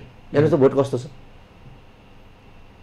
उम्मेदवार छान्ने कुरामा मात्रै सच्याउनु पर्दो रहेछ उम्मेदवार छान्ने कुरामा अलिक विशेष गरेर सच्याउनु पर्ने कुरा यो अरू कुरामा चाहिँ सच्याउनु पर्ने सन्देश दिएन यसले अरू कुरा भन्नाले धेरै कुरा छ त दलको सच्याउनु पर्ने कुरा त अनि दलको सुशासन कायम गर्ने कुरा आफ्नो जनप्रतिनिधिलाई पार्टीको डिसिप्लिनभित्र राख्ने कुरा ती कुराहरू होलान् तर पनि मूलभूत रूपमा अहिले बालेन्द्र शाहले दिन खोजेको सङ्केत के हो भने दलहरूले सही ढङ्गले उम्मेदवार छानेनौ भने जनतासँग विकल्प छ भन्ने खालको सन्देश त काठमाडौँको निर्वाचनले दियो ल सङ्घीय राजधानी हो काठमाडौँ महानगरपालिका र यो अहिले यसले देखिरहेको सङ्केत हेर्दा सामान्य लाग्न सक्छ तपाईँले अघि भन्नुभयो मध्यमवर्गीय एउटा चेतनाले यो खालको अभिव्यक्ति दियो त्यति मात्रै छैन यहाँभित्र त होइन अन्य अन्य फ्याक्टरहरू पनि छ। मैले भने विदेशमा बस्ने मान्छेहरूको कुरा पनि गरेँ, मध्यम वर्गको कुरा पनि गरेँ र खास वास्तवमा नेपालको जुन अहिले संवैधानिक हाम्रो व्यवस्था छ, हामीसँग दलहरूको विकल्प छैन, किनभने हामीले दलीय व्यवस्था अपनायौँ। यही भित्र विकल्प त स्वतन्त्र उम्मेदवारहरू हुन सक्दा रहेछन्, होइन उदाहरण भयो त्यो स्वतन्त्र उम्मेदवारलाई तपाईँले मत दिएर जाने हो। तर के भन्दाखेरि व्यवस्था त दलीय व्यवस्था हो नि। यद्यपि कि 47 सालको संविधानभन्दा यो संविधान फरक छ। जनताले मत दियो भने संविधानै अन्तर्गत पनि गणतन्त्र संशोधन गरेर राजतन्त्र या अन्य कुनै तन्त्र लैजान सक्छ। 47 सालमा राजतन्त्र संशोधन गर्न पाइँदैन थियो 47 सालको संविधानले। त्यो अवस्था त छ, तर त्यो संविधानको त्यो व्यवस्था रहिरहँदाखेरि पनि हामीले मानेको भनेको दलीय व्यवस्थै हो। लिड गर्ने दल हेर्ने नै हो, अनि त्यो दलहरूले लिड गर्दाखेरि दलबाट आउने प्रतिनिधिहरूले नै हो। तर के भन्दाखेरि भने जुन खालको अहिले काठमाडौँको यहाँले कुरा गर्नुभयो, एउटा इन्डिभिजुअल युवालाई होइन, यसको चाहिँ मूल सङ्केत र सन्देश भनेको चाहिँ के? जसरी अहिले कोही कसले जित्ला हार्ला भन्ने भन्दा पनि जसरी अहिले मत अनपेक्षित रूपमा, होइन तपाईँको शब्दमा, धेरै मान्छेको विश्लेषणमा अनपेक्षित रूपमा उहाँले जुन मत ल्याइरहनु भएको छ र अहिले बाहिर नारा लागिरहेको छ उहाँको समर्थनमा, देखिस् फलाना दल भोट कल्ला हाले जनताले भन्ने खालको नारा, यो भनेको के हो? त्यसमा दलप्रतिको आक्रोश, दलप्रतिको होइन, दलीय व्यवस्थाप्रति होइन, नेतृत्वप्रति हो। जसले चलाए, जसरी जुन ढङ्गले चलाए त्यसप्रतिको आक्रोश हो। र वास्तवमा उहाँले अघि नै भन्नुभयो नि, अहिले जो डोमिनेन्ट भोटरहरू छन् नि, हिजो के हुन्थ्यो भन्दाखेरि भने बाउले छोराछोरीलाई यहाँ भोट हाल भन्दाखेरि भोट हालिन्थ्यो। अहिले मत कसरी गइरहेको छ भने छोराछोरीले बाउलाई यहाँ हाल भनिरहेछ। त्यो डोमिनेन्ट भोट चाहिँ अब छोराछोरीमा गयो र त्यसले हेर्छ कसरी, त्यसले आफ्नो नेतृत्व खोजा चाहिँ कसरी, कति वर्ष जेल बस्यो भन्ने कुरा भन्दा पनि यो मान्छे कति घन्टा लाइब्रेरी बस्छ भन्ने हेर्छ क्या। अहिले सहरी मतदाताको कुरा गरिरहेको छु मैले। हिजो हामीले मानिआएको नेतृत्व अथवा हाम्रोसम्म के हो भने नेवी सङ्घबाट, अनेरा सोबीबाट, तरुण दलबाट अथवा युवा सङ्घबाट, अनि यति वर्ष जेल बसेको, माओवादी जनयुद्ध लडेको, यो लगायतका के थियो भने योग्यता थिए। अहिले अब त्यो योग्यता सेकेन्डरी हो। प्राइमेरी एजेन्डा के भयो भन्दाखेरि भने कुन विश्वविद्यालयबाट पढाएको छौ, उसले खास गरिकन डेलिभरी कति गर्न सक्छ कि सक्दैन, र ऊ मान्छेसँग कतिको निर्वाचनमा हुनुपर्ने त्यही त हो नि। एक्ज्याक्टली। फेरि आउँछ, म छोटो यहाँको लिन्छु, होइन, यतिखेर नारा लागिरहेको छ बालनका समर्थकहरू, देखिस् काङ्ग्रेस एमाले कसलाई मत हाले जनताले, देख्नुभयो यहाँले? होइन, जनताले बालन शाहलाई हालेको मतले मैले सम्मानै गरिसकेँ त, मैले के भन्नु पर्यो? होइन, देख्नु जनताले जुन अभिमत दिनुभयो बालन शाहलाई, त्यसप्रति मेरो सम्मान चाहिँ भने होइन। एउटा मात्रै यो कुनै बालन शाहको मात्रै कुरा होइन, समग्रमा यसले दिएको सन्देश के हो भने तपाईँ यसलाई पोजिटिभली हेरौँ न। म तपाईँ जनकपुरमा पनि हेर्नुहोस् न, विद्रोह गरेको छ, होइन, अरानमा हेर्नुहोस्, धनगढीमा हेर्नुहोस्, पार्टीबाट विद्रोह गरेको छ, त्यत्रो गठबन्धन। एउटा चाहिँ तपाईँको वास्तवमा मलाई भन्नुहुन्छ भने एउटा अलिकति बहस गर्नुपर्ने विषय भविष्यमा आउन सक्छ। त्यो भनेको स्थानीय तहको निर्वाचनमा दल विशेषले उम्मेदवार छान्नुभन्दा उम्मेदवार भएको मान्छेलाई दलले समर्थन गर्ने खालको परिस्थिति निर्माण भयो भने त्यो चाहिँ फेरि फार बेटर हुन सक्छ। ल, म त्यो विषय लिएर आउँछु। ल, यो विषय लिएर आउँछु है, त्यो विषय लिएर आउँछु। यो विशेष श्रृङ्खला निरन्तर जारी रहनेछ, हामीसँगै रहनुहोला। फैसला जनप्रतिनिधिको इलेक्सन एक्सप्रेस, ठाउँको ठाउँ लाइभ खबर अध्यावधिक।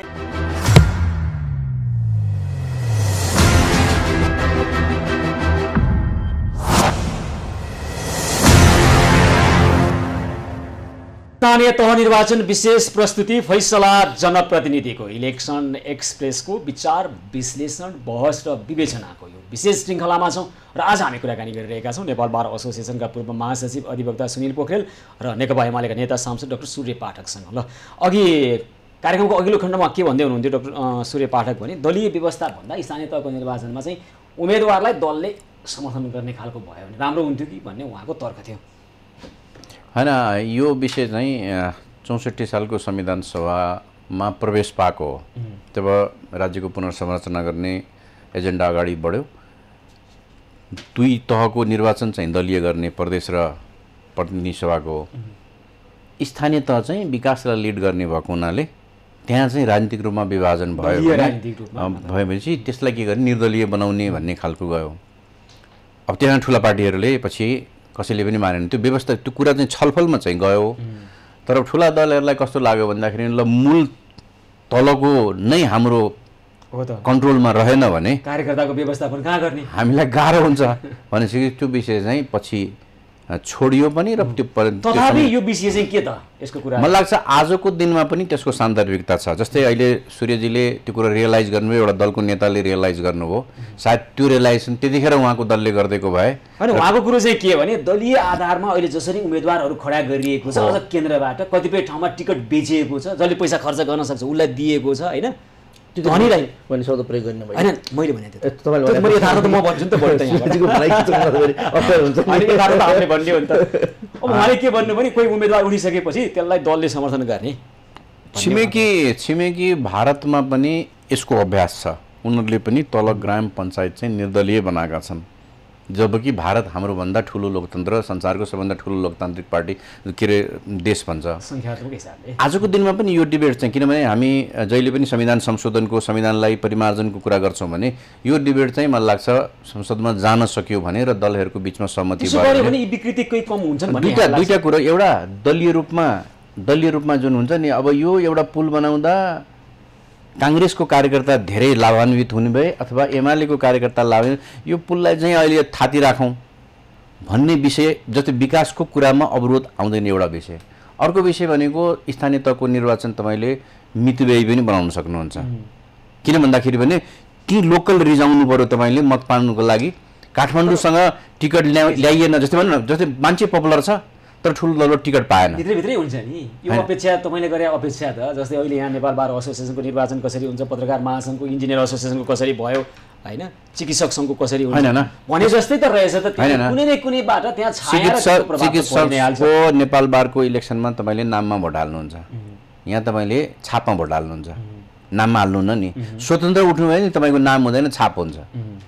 पार्टीबाट उठ्नु भयो नि त पार्टीहरूका आफ्ना छाप छन्। दलले त्यहाँ त कुनै न कुनै ढङ्गबाट प्रभाव त पारिहाल्दा रहेछन् होइन। त्यो तपाईँले एउटा कुरो के बुझ्नुहोस् भने, मैले अघि नै भने यो दलीय व्यवस्था अपनाएको संविधान हो, हामी दलीय व्यवस्थामा छौँ। दलबाट आइसोलेसनमा कोही पनि छैन, खालि मर्यादामा बस्छ कि बस्दैन। जस्तै तपाईँ पत्रकार हो, तपाईँमा जर्नलिजमको क्यारेक्टर बढी देखिन्छ कि पोलिटिकल कम्पोनेन्टले अथवा एलिमेन्टले तपाईँलाई डोमिनेट गर्छ। जस्तै म लयर हुँ, मेरो एउटा पेसागत धर्म छ, फेरि पनि म कुनै राजनीतिक दलसँग नजिक होला। अब मैले मेरो पेसाको धर्मभन्दा राजनीतिक धर्म बढी गरेँ भने त्यसलाई हामीले बेमनासी मान्छौँ। तर राजनीतिबाट अछुतो को छ भने मलाई बताउनुहोस् त आजको दिनमा। राजनीतिबाट कि दलीय राजनीतिबाट? होइन, त्यही चाहे दलीय राजनीति होस् या तपाईँ राजनीति, कोही पनि अछुतो छैन। कोही एज अ भोटरको रूपमा छन्, कोही झन्डा बोक्नेका रूपमा छन्, कोही नेतृत्व गर्नेको रूपमा छन्, कहीँ न कहीँ कुनै न कुनै भूमिकामा छन्। ल डाक्टर पाठक, यसो गरे भए चाहिँ सहिलो हुन्थ्यो। तपाईँले अहिले भन्नुभयो नि होइन, दलीय आधारमा उम्मेदवार गर्ने भन्दा पनि उम्मेदवारलाई समर्थन। त्यसको पछाडिको मेरा केही कारणहरू छन्। एउटा कुरो त स्थानीय तहको सरकार भनेको जनतासँग अघि नै हामीले डिबेट गर्यौँ, सबभन्दा आँगनको सरकार। दोस्रो कुरो, अहिले हाम्रो दलीय सिस्टमभित्र के छ भने दलले टिकट दिने कुरा छ। दलले टिकट दिँदाखेरि सबै कुरा हेरिँदो रहन्छ, कहीँ न कहीँ बिग्रिँदो रहेछ भन्ने कुरा अनुभूति नै भयो नि त। त्यस कारणले मान्छे स्वतन्त्र भयो भने यहाँ एउटा कुरो नि सुन्नु न, एउटा कुरा तपाईँले गम्भीर गल्ती गरेर महसुस गर्नुभएको छ। सङ्घीयता भन्ने हामी विकेन्द्रीकरणको उच्चतम रूपलाई हामीले अवलम्बन गऱ्यौँ भन्ने, अनि निर्वाचन स्थानीय तहको निर्वाचन हुँदैछ अनि केन्द्रबाट उम्मेदवार खटाउने, यो त गम्भीर गल्ती हो नि, स्वीकार्नुहोस् न। तपाईँलाई मैले भने त्यस कारणले स्वतन्त्र खालको उम्मेदवार कोही उठ्यो भने बरु पार्टीले त्यसलाई समर्थन गर्ने, दुईटा पार्टी गर्न सक्छ। जस्तै कुनै ठाउँमा मान्नुहोस् न, एउटा राम्रो मान्छे उठ्यो भने काङ्ग्रेसले समर्थन गर्न सक्छ, एमाले गर्न सक्छ नि, तपाईँ किन विवाद गर्नु पर्यो? या कुनै अरू दलहरूले गर्न सक्छ। त्यस खालको निर्वाचन प्रणाली हामी गयौँ भने अझ राम्रो हुन्छ कि भन्ने आदर्शवादी कुरो भयो यहाँ लागेर मैले भनेको कुरा जाला नजाला एउटा आदर्शवादी कुरो हो। अनि यसमा त मेरो अर्को पनि छ, म अलिकति यो प्रत्यक्ष निर्वाचनमै जानुपर्छ, बढी एकाउन्टेबल गराउनुपर्छ मान्छे भन्ने लागेको थियो। तर जुन निर्वाचनमा देखेका विकृतिहरू हेरिरहेका छौँ, जो निर्वाचन प्रणालीमा खर्चको कुराहरू हेरिरहेका छौँ, यसले गर्दाखेरि फेरि पुनः समानुपातिक निर्वाचन प्रणालीमा जानुपर्ने हो कि भन्ने अवस्थामा पुऱ्याएको छ। किनभने आजको निर्वाचन प्रणाली, निर्वाचन आयोग रामसापतले कति त्यो के अरे क्या छ यो यहाँ कति बनाउँछ, यो छोडिदिनुहोस् खर्च, उम्मेदवार खर्च। हाम्रो उसले भन्नु भएन, नेपाली काङ्ग्रेसको पूर्व महामन्त्रीले शशाङ्क कोइरालाले भन्नु भएन, खुलाम भन्नु भएन, एउटा निर्वाचन लड्नेको हालत अहिले कस्तो छ उहाँले भन्नुभयो, तपाईँहरूले भन्नुभयो। त्यो लोगो लगाउँदै गर्दाखेरि मलाई तपाईँलाई सोध्न मन लाग्यो कति खर्च हुन्छ निर्वाचनमा? यतातिर नजाउँ, कति जानु पर्यो, व्यक्तितिर नजाउँ, यतातिर व्यक्ति ठक्कै नजाउँ, प्रतिनिधिमूलक हिसाबले सत्य बोल्न गाह्रो छ। शशाङ्क कोइरालाले भनिसक्नु मात्रै छ, त्यही हो, त्यही हारा निर्वाचन प्रणाली कति खर्चिलो छ भन्ने कुरा, कसैको धेरै होला थोरै होला या कोही होला। तर यति चाहिँ म भन्छु, निर्वाचन आयोगले घोषणा गरेको एमाउन्टभित्र त निर्वाचन सम्भव हुन्न भन्ने कुरा त निर्वाचन आयोगलाई पनि थाहा छ, उसलाई पनि थाहा छ होला। तर खैर छोड्यो। त्यस कारणले यो विकृति यदि तपाईँ यो निर्वाचन प्रणालीमा सुधार गर्नु भएन भने अल्टिमेटली संसद कसले कब्जा गर्छ? जसले अहिले गरिरहेछन् कसले कब्जा गर्छ? जसले अहिले गरिरहेछन् नि विभिन्न क्षेत्रका व्यवसायी साथीहरू जससँग इकोनोमिक क्यापासिटी छ उनीहरूले होल्ड गर्ने, अनि उनीहरूले होल्ड गरेर हुन्छ कि पोलिसी लेभलमा हुन्छ कि उनीहरूलाई जे जे चाहिन्छ त्यति पोलिसी निर्माण गर्छ। त्यस कारणले मैले भन्न खोजेको कुरा के हो भने यसलाई पुनः समानुपातिक निर्वाचन प्रणालीमा जानुपर्छ भन्न खोजेँ। त्यो जाँदा नि एउटा समस्या छ फेरि, त्यो जाँदा के कुरा उठिरहेछ भने अनि त्यसो गरेर फेरि नेताहरूले सबै आसेपासे ल्याउँछन् भन्ने कुरा पनि उठिरहेको छ। कोर्टको खल्तीबाट ल्याउँछन् नि, त्यसमा पनि हामीले बनाउन सकिन्छ। तपाईँको pure close proportional representation system भन्छ, हामीले एउटा बन्द सूची बनाएर हेरफेर गर्न नसक्ने गरी बनायो भने त बल्ल जानु पऱ्यो जनताबिचमा। त बन्द सूचीभित्र नि आफ्नै मान्छे हाल्थ्यो होइन, तपाईँ त्यो राम्रो मान्छे हालेर त पार्टीले भोट हाल्दैन नि फेरि। त्यस कारणले त्यसका धेरै खालका मेकानिजमहरू छन्, त्यो गरेर जान सकिन्छ। यतातर्फ भविष्यमा बहस गरेर जानुपर्छ भन्ने लाग्छ। स्थानीय तहको निर्वाचनले यो सन्देश दिएको उहाँले त्यसरी ग्रहण गर्नुभएछ। म चाहिँ अब पूर्ण समानुपातिकमा जानुपर्छ किन भन्दिनँ भने तपाईँ पूर्ण समानुपातिकमा जानुभयो भने हामीले जुन स्थिर सरकार अहिले समानुपातिक र प्रत्यक्ष हुँदाखेरि त प्रतिनिधि सभामा कुनै पनि दलले बहुमत ल्याउने सक्ने चान्स कम छ भने तपाईँ पूर्ण समानुपातिकमा जानुभयो भने तपाईँलाई गाह्रो पर्छ। बहुमत किन चाहियो यहाँलाई? म भन्दैछु बहुमत चाहिन्छ।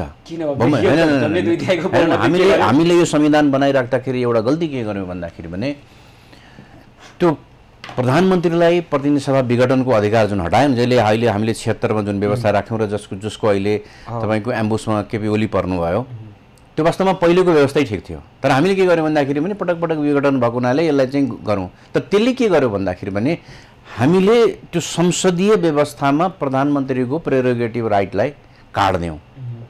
त्यो राख्नुपर्छ, किन भन्दाखेरि प्रधानमन्त्रीसँग त्यो चिज हुनुपर्छ, किनभने ऊ त हाउसको लिडर हो नि। कस्तो प्रधानमन्त्रीसँग? जवाफदेही प्रधानमन्त्रीसँग, उत्तरदायी प्रधानमन्त्री हो। अब तपाईँले निर्वाचनबाट आएको मान्छे त्यो तानाशाह हुन्छ। प्रधानमन्त्री त कहाँ निर्वाचनमा प्रत्यक्ष आयो त? सांसदहरु पठादा हैन? हैन छान्दिनु यसो हेर्नुस्, त्यो अहिले त हामीले छान्दै तपाईँले कल्पना गर्नुहुन्छ अमेरिका भनेको सबैभन्दा राम्रो सिस्टम भएको देश भन्छौँ नि, त्यहाँ पनि डोनाल्ड ट्रम्प जस्तो मान्छे आइपुग्यो नि राष्ट्रपति। 5 वर्ष अमेरिकनहरूलाई मुख छोपेर हिँड्नुपर्ने अवस्था बनाइदियो नि। यो त तपाईँलाई लागेको कुरो हो। 5 वर्ष हाम्रो चाहिँ इज्जत धान्दियो भन्नेहरू पनि थुप्रै छन्। ट्रम्पले आफूले भन्ने कुरा त दुनियाँले हेर्ने कुरा त हुन्छ नि। त्यसले गर्दाखेरि हामीले निर्वाचित जनप्रतिनिधि अथवा प्रतिनिधि सभाबाट आएको मान्छे चाहिँ प्रधानमन्त्री हुन्छ, त्यो चाहिँ तानाशाह हुन्छ भन्ने पर्सपेक्टिभबाट होइन कि त्यो मान्छे बेटर आउँछ। पूर्ण समानुपातिक पनि ठिक भएन। त्यसै कारणले हामीले संविधानको मस्यौदा गरिराख्दाखेरि बनाइराख्दाखेरि हामीले के गर्यौँ भने त्यो के भन्छ भने त्यो मिनिमम 10% भोट ल्याउने जुन भन्यो नि थ्रेसहोल्ड राख्यौँ नि, त्यो चाहिँ 3% छ नि। त्यो त त्यही सुरुमा 10% को कुरा थियो, पछि गएर 3% मा गयो। हामी त्यसलाई किन गरियो भन्दाखेरि त्यही स्थिरताका लागि गरियो। होइन भने त 1 सिटे 2 सिटे तपाईँको अघिल्लोचोटिको देख्नु भएको थिएन, 1 सिटेले पनि तपाईँको मन्त्री भएर मिलेको छैन। ओल्ड स्ट्यान्डर्डमा जाने हो भने त एटलिस्ट 5% हुनुपर्छ हो। त्यसले गर्दाखेरि पूर्ण समानुपातिकले तपाईँले त्यो स्थिर सरकारको कल्पना गाह्रो पर्छ, अहिलेकैमै गाह्रो परेको छ। हामी के भन्दाखेरि भने एउटा समस्या पऱ्यो विकल्प खोज्ने, समस्याको समाधान खोज्नुपर्छ, विकल्प खोज्नु हुँदैन। हामीले जहिले पनि विकल्प खोज्यौँ। राजतन्त्र खराब भयो, लोकतन्त्र आयो, लोकतन्त्र भएन गणतन्त्र गयो, गणतन्त्रबाट फेरि अब कथातन्त्रमा जाने हो, अनि समानुपातिक भएन प्रत्यक्षमा, प्रत्यक्ष भएन समानुपातिकमा। त्यसले गर्दाखेरि भएको व्यवस्थालाई सुधार गर्दै लाने हो। त्यसलाई हामीले कन्स्टिट्युसनको बिल्डिङको प्रोसेस भन्यौँ, बिल्डिङको प्रोसेसमा जाने हो। चेन्जको प्रोसेसमा जानुभयो भने चाहिँ नेभर इन्डिङमा नेपाल भनेको टेस्ट एन्ड ट्राईको कन्ट्री हो। यो प्रणाली तपाईँको एकदम सफल भएर गएका देशहरू पनि धेरै छन्। पूर्ण समानुपातिक निर्वाचन प्रणाली खास गरी स्क्यान्डिनेभियन देशहरूमा यो निर्वाचन प्रणाली अवलम्बन गरिएको छ। एउटा यो मल्टिकल्चर र तपाईँको हाम्रो जस्तो बहुराष्ट्रिय भन्दा सरी बहुभाषिक बहुधार्मिक ठाउँहरूमा यस्तो खालको प्रणालीले पनि समानुपातिक सुनिश्चित गर्ने खुल्ला बहसमै छोडिदिउँ। अब यतिखेर चाहिँ जनताको चासोको विषय भनेको चाहिँ के हो भने आम जनतालाई अब जनप्रतिनिधिहरू छानिँदै गर्दाखेरि हिजो निर्वाचनमा मत माग्दै जाँदा पो नमस्कार भन्दै गए त अब त गाउँ गाउँको सिंह बन्ने हो। र अहिलेको मूल प्रवृत्ति भनेको के छ भने स्थानीय तहमा साधन स्रोत जम्मा हुँदै गर्दा त्यसको दोहन गर्नका निमित्त मरिहत्ते गर्ने प्रवृत्ति र आफू जनप्रतिनिधि भइसकेपछि अरू भने होइन लगभग एउटा सर्वेक्षणले के देखाएको छ भने करिब 85% जति जनप्रतिनिधिहरू चाहिँ जसरी हुन्छ निर्वाचन जित्ने गएपछि लुट्ने प्लटिङ गर्ने अनि दोहन गर्ने प्राकृतिक स्रोत साधनको जसरी हुन्छ पैसा कमाउ अभियानमा लाग्छन्। अब भोलि पर्सिदेखि लाग्न थालिहाल्छन् क्या। यो प्रवृत्ति हाबी भयो। अब त्यसलाई सबै तपाईँको जेनरलाइजेसन गरेर एकदमै खराब भन्न त मिलेन, तर कतिपय ठाउँमा त्यसो भनेर 85% जति कतिपय ठाउँमा जनप्रति राम्रो गरेका पनि कतिपय ठाउँमा त्यो समस्या सिर्जना भयो। त्यसलाई त हाम्रो राष्ट्रको निकायहरू छ, त्यसलाई छानबिन गर्नु पर्यो, कारबाही गर्नु पर्यो। अख्तियार दुरुपयोगसँग राख्नु भएकै छ, यस्तो कुरो नगर्नु, कारबाही गर्नु पर्यो। यस्तो नि कुरो गर्ने हो। अख्तियार दुरुपयोग अनुसन्धान आयोगलाई पङ्गु तपाईँहरू सबै मिलेर 12-15 वटा छ नि त्यस्ता खालका हैन। कतिपय ठाउँमा तपाईँको जनप्रतिनिधिकै राम्रो काम गर्नुभएको पनि छ, त्यो त मैले भनिहालेँ। त्यस कारणले यो त प्रोसेस हो, डेमोक्रेसी एउटा प्रोसेस हो। यस प्रोसेसमा तपाईँको मान्छे छानिँदै पनि जान्छ, छानिँदै पनि गइराखेको छ। स्वीकार्य छैन यो कुरो जनतालाई। त्यसलाई तपाईँ जनरलाइज गरेर चाहिँ सबै स्वीकार्य पटक्कै छैन। मैले सामान्यीकरण गरेको छैन। त्यसो तपाईँ विकल्प के हो भन्नु तपाईँ त्यही सोध्नु खोजे। तपाईँको विचारमा के विकल्प, तपाईँको विचारमा के गर्ने? होइन न, म चाहिँ कस्तो छु भन्दाखेरि पनि यहाँले भने जस्तो त्यस्तो बिग्रेको अवस्था होइन। त्यसका केही मापनहरू छन्, जस्तै अघि नै यहाँले भन्नुभयो स्थानीय तहको पछिल्लो 5 वर्षको तपाईँले हेर्नुभयो भने यसले धेरै समय र धेरै स्रोत चाहिँ आफ्नो संरचना बनाउनमा खर्च गर्यो। किनभने पहिले एउटा गाउँपालिका अहिले एउटा वडा भएको छ। अध्यक्ष भए होइन, त्यो एउटा पाटो होला। तर मैले भनेको हरेक नगरपालिकाले गाउँपालिकाले आफ्नो भवन बनाउने, वडा बनाउने लगायतको संरचना बनाउनेमा गयो। धेरै गाउँपालिका नगरपालिका त नाम र केन्द्र तोक्ने विवादमै गए। किन भन्दाखेरि पनि त्यो अहिले पनि 5 वर्ष टर्म जान थालिसक्यो, 1 नम्बर प्रदेशको नाम अहिलेसम्म उल्लेख भएको छैन। एउटा विषय। अनि जुन लेभलको पैसाहरू खर्च भए त यहाँले भने जस्तो 85% दुरुपयोग गरेको छ भने त्यो लेभलको कमसेकम 70% चाहिँ मुद्दामा हामीले आउनु पर्थ्यो नि। आयो त हेर्नुहोस् त अहिले उसको कुरा गर्दाखेरि बेरुजुको अवस्था हेर्दाखेरि हैन, बेरुजु त तपाईँले सिंहदरबारको जति बेरुजु छ त्यो स्थानीय तहको छँदै छैन।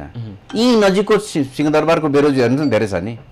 फेरि बेरुजु भनेको चाहिँ के हो भन्दाखेरि पनि दुईटा पाटोबाट हेर्नुपर्छ। बेरुजु सबै गडबडवाला होइन के, हैन। अधिकांशमा त्यो प्रवृत्ति के गाउँको सेवक बन्ने भन्दा पनि जनताको सेवक बन्ने भन्दा पनि शासक बन्ने प्रवृत्ति चाहिँ बढी देखिएको लाग्छ। त्यो त तपाईँले बिस्तारै मैले भने त यो डेमोक्रेसी आउँदैमा हुन्छ र डेमोक्रेटिक कल्चर डेभलप गर्नलाई टाइम लाग्छ। बिस्तारैको रफ्तार बढाउनु भने त यस्तो हो क्या सुशीलजी, रफ्तार बढाउनु। सुन्नुस् न, चाहिँ यसलाई अलिअलि स्लो धेगाधेगा गरौँ भन्दै एक दुई ठाउँमा खराब भयो भन्दैमा सबैले त्यही डालोमा हाल्नु पर्छ भने त मैले एउटा पत्रकार खराब भयो भने तपाईले त्यही डालोमा हाल्दै नि फेरि उल्टो बुझ्ने पानी भयो क्या।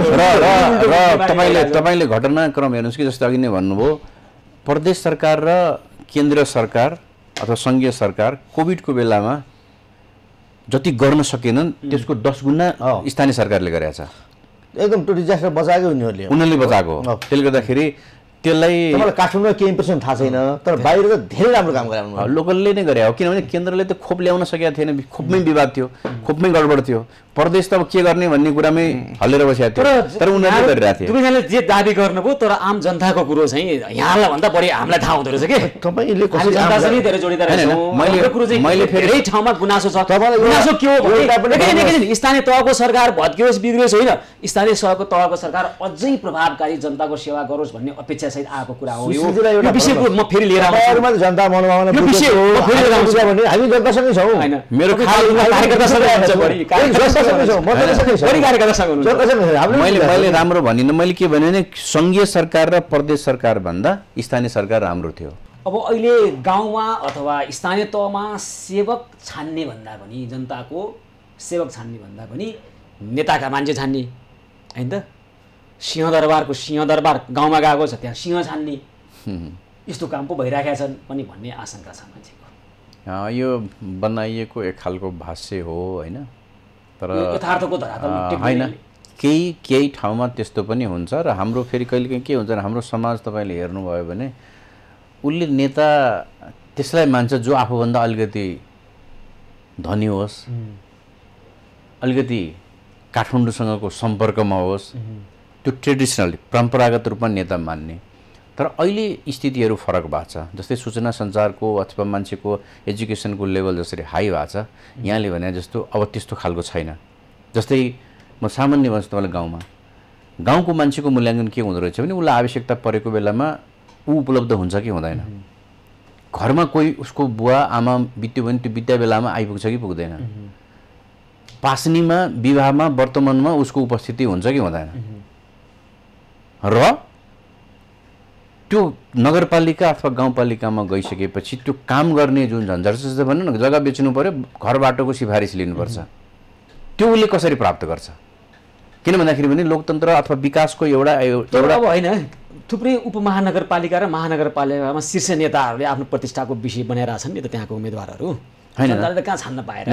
मैले भने त्यही भएर मैले भन्दैछु तपाईँले दुईटा किसिमले हेर्नुपर्छ। एउटा केन्द्रीय नेतृत्वको अपेक्षा, दोस्रो स्थानीय तहका नेताहरूको स्थिति। माथिको त मैले बताएँ त, संविधान बन्दा नै त्यहाँ निर्दलीय बनायो भने हाम्रो हातबाट जान्छ है भनेपछि दलीय बनाइयो। आजको दिनमा पनि आफूले भनेको मान्छे र आफू एयरपोर्टबाट ओर्लिनुभन्दा अगाडि त्यहाँ माला लिएर उभिने मान्छे खोज्छन् होइन? जबकि त्यो मालाको त्यत्रो तपाईँहरूले विरोध गर्नुहुन्छ, फेरि पनि त्यो माला चाहिँ लिएर आयो कि आएन भन्ने कुराको काउन्ट हुन्छ, नम्बर गडबड हुन्छ। त्यो लिएर आएन भने त आफ्नो त स्थानीय उसमा रहेनछ समर्थकै भन्ने खालको अवस्थाबाट बुझ्ने हो। त्यति मात्रै होइन, अब सत्तामा छ भने त्यो सुरक्षा निकायका कुन लेभलको मान्छे आयो? मलाई यो अलिकता स्थानीय तहको निर्वाचनमा राजनीतिक दलका शीर्ष नेताले प्रतिष्ठाको विषय किन बनाइरहेका छन्? जनताले जसलाई मत हाल्छन् विकास गर्ने कुरो हो भनेर अझै पनि हेर्न सकेका छैन है, जस्तै विभिन्न ठाउँमा नि।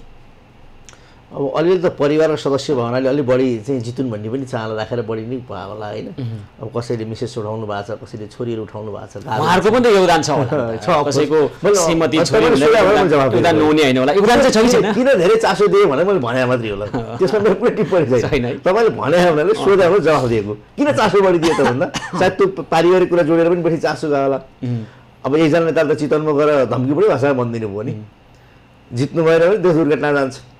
एउटा मेयर हाल्ने जित्ने कुरासँग देशको दुर्घटना हुने नहुने कुरा जोडिन्छ, जोड्दैन नि त। तर किन बढी फोकस गर्नुभयो होला त त्यहाँ कुनै पनि? यसो मेरो सुशीलजीलाई प्रति प्रश्न हो, मान्छेले आम मान्छेले भोट किन हाल्छ? जस्तै मलाई किन हाल्ने, तपाईँले किन हाल्ने? त्यो त विभिन्न फ्याक्टरले एकैचोटि काम गरिरहेको छ। एक्ज्याक्टली। जेनरल फ्याक्टर के हो भन्दाखेरि भने उसबाट मैले के पाउँछु? जस्तै मेरो छोरो पढेको छ, जागिर लगाइदिन सक्छ कि, विदेश जान खोजेको छ, यसो कतै सिफारिस गरिदिन सक्छ कि, मान्छेको जनरल मान्छेको अपेक्षा है मैले भनेको। त्यसपछि गएर अप्ठ्यारो परेको बेलामा बोलिदिन्छ कि कहीँ आफ्नो पक्षमा, अनि अप्ठ्यारो परेको बेलामा 1-2 लाख चलाइदिन्छ कि, या मैले भनेको ठाउँमा जस्तै भनौँ न मेरो अहिले ग्राभल बाटो छ भने पिच मैले भनेपछि पिच गरिदिने, या आदि इत्यादि अपेक्षाको आधारमा एउटा सेक्टर, ठुलो सेक्टरको भोट त्यसरी जान्छ। त्यो त्यसका लागि के हुन्छ भन्दाखेरि भने उसले मान्छेको सेलेक्सन एउटा हिसाबमा गर्छ, अनि दलीय हिसाबमा जो मान्छे कमिटेड हुन्छ, अब त्यसमा त मैले अघि नै भने दलमा कमिटेड मान्छेले 30 गते मतदान गरे होइनन्, उनले 11 गते गरिसके। जो उठाए पनि त्यही दलमा बाहेक अन्त भोटै हाल्दिनँ म भन्नेहरू पनि त छन् नि। त्यही भन्दैछु मैले, दलीय हिसाबमा कमिटेड मान्छेहरूले त्यही गर्ने हो। 29 गते राति त साधारण मान्छेले निर्णय गर्ने हो। एउटा बहस त हामीले संस्थामा धेरै पटक बोलेँ, हाम्रो डेभलपमेन्ट मोडल कस्तो छ? लिडर सेन्ट्रिक छ।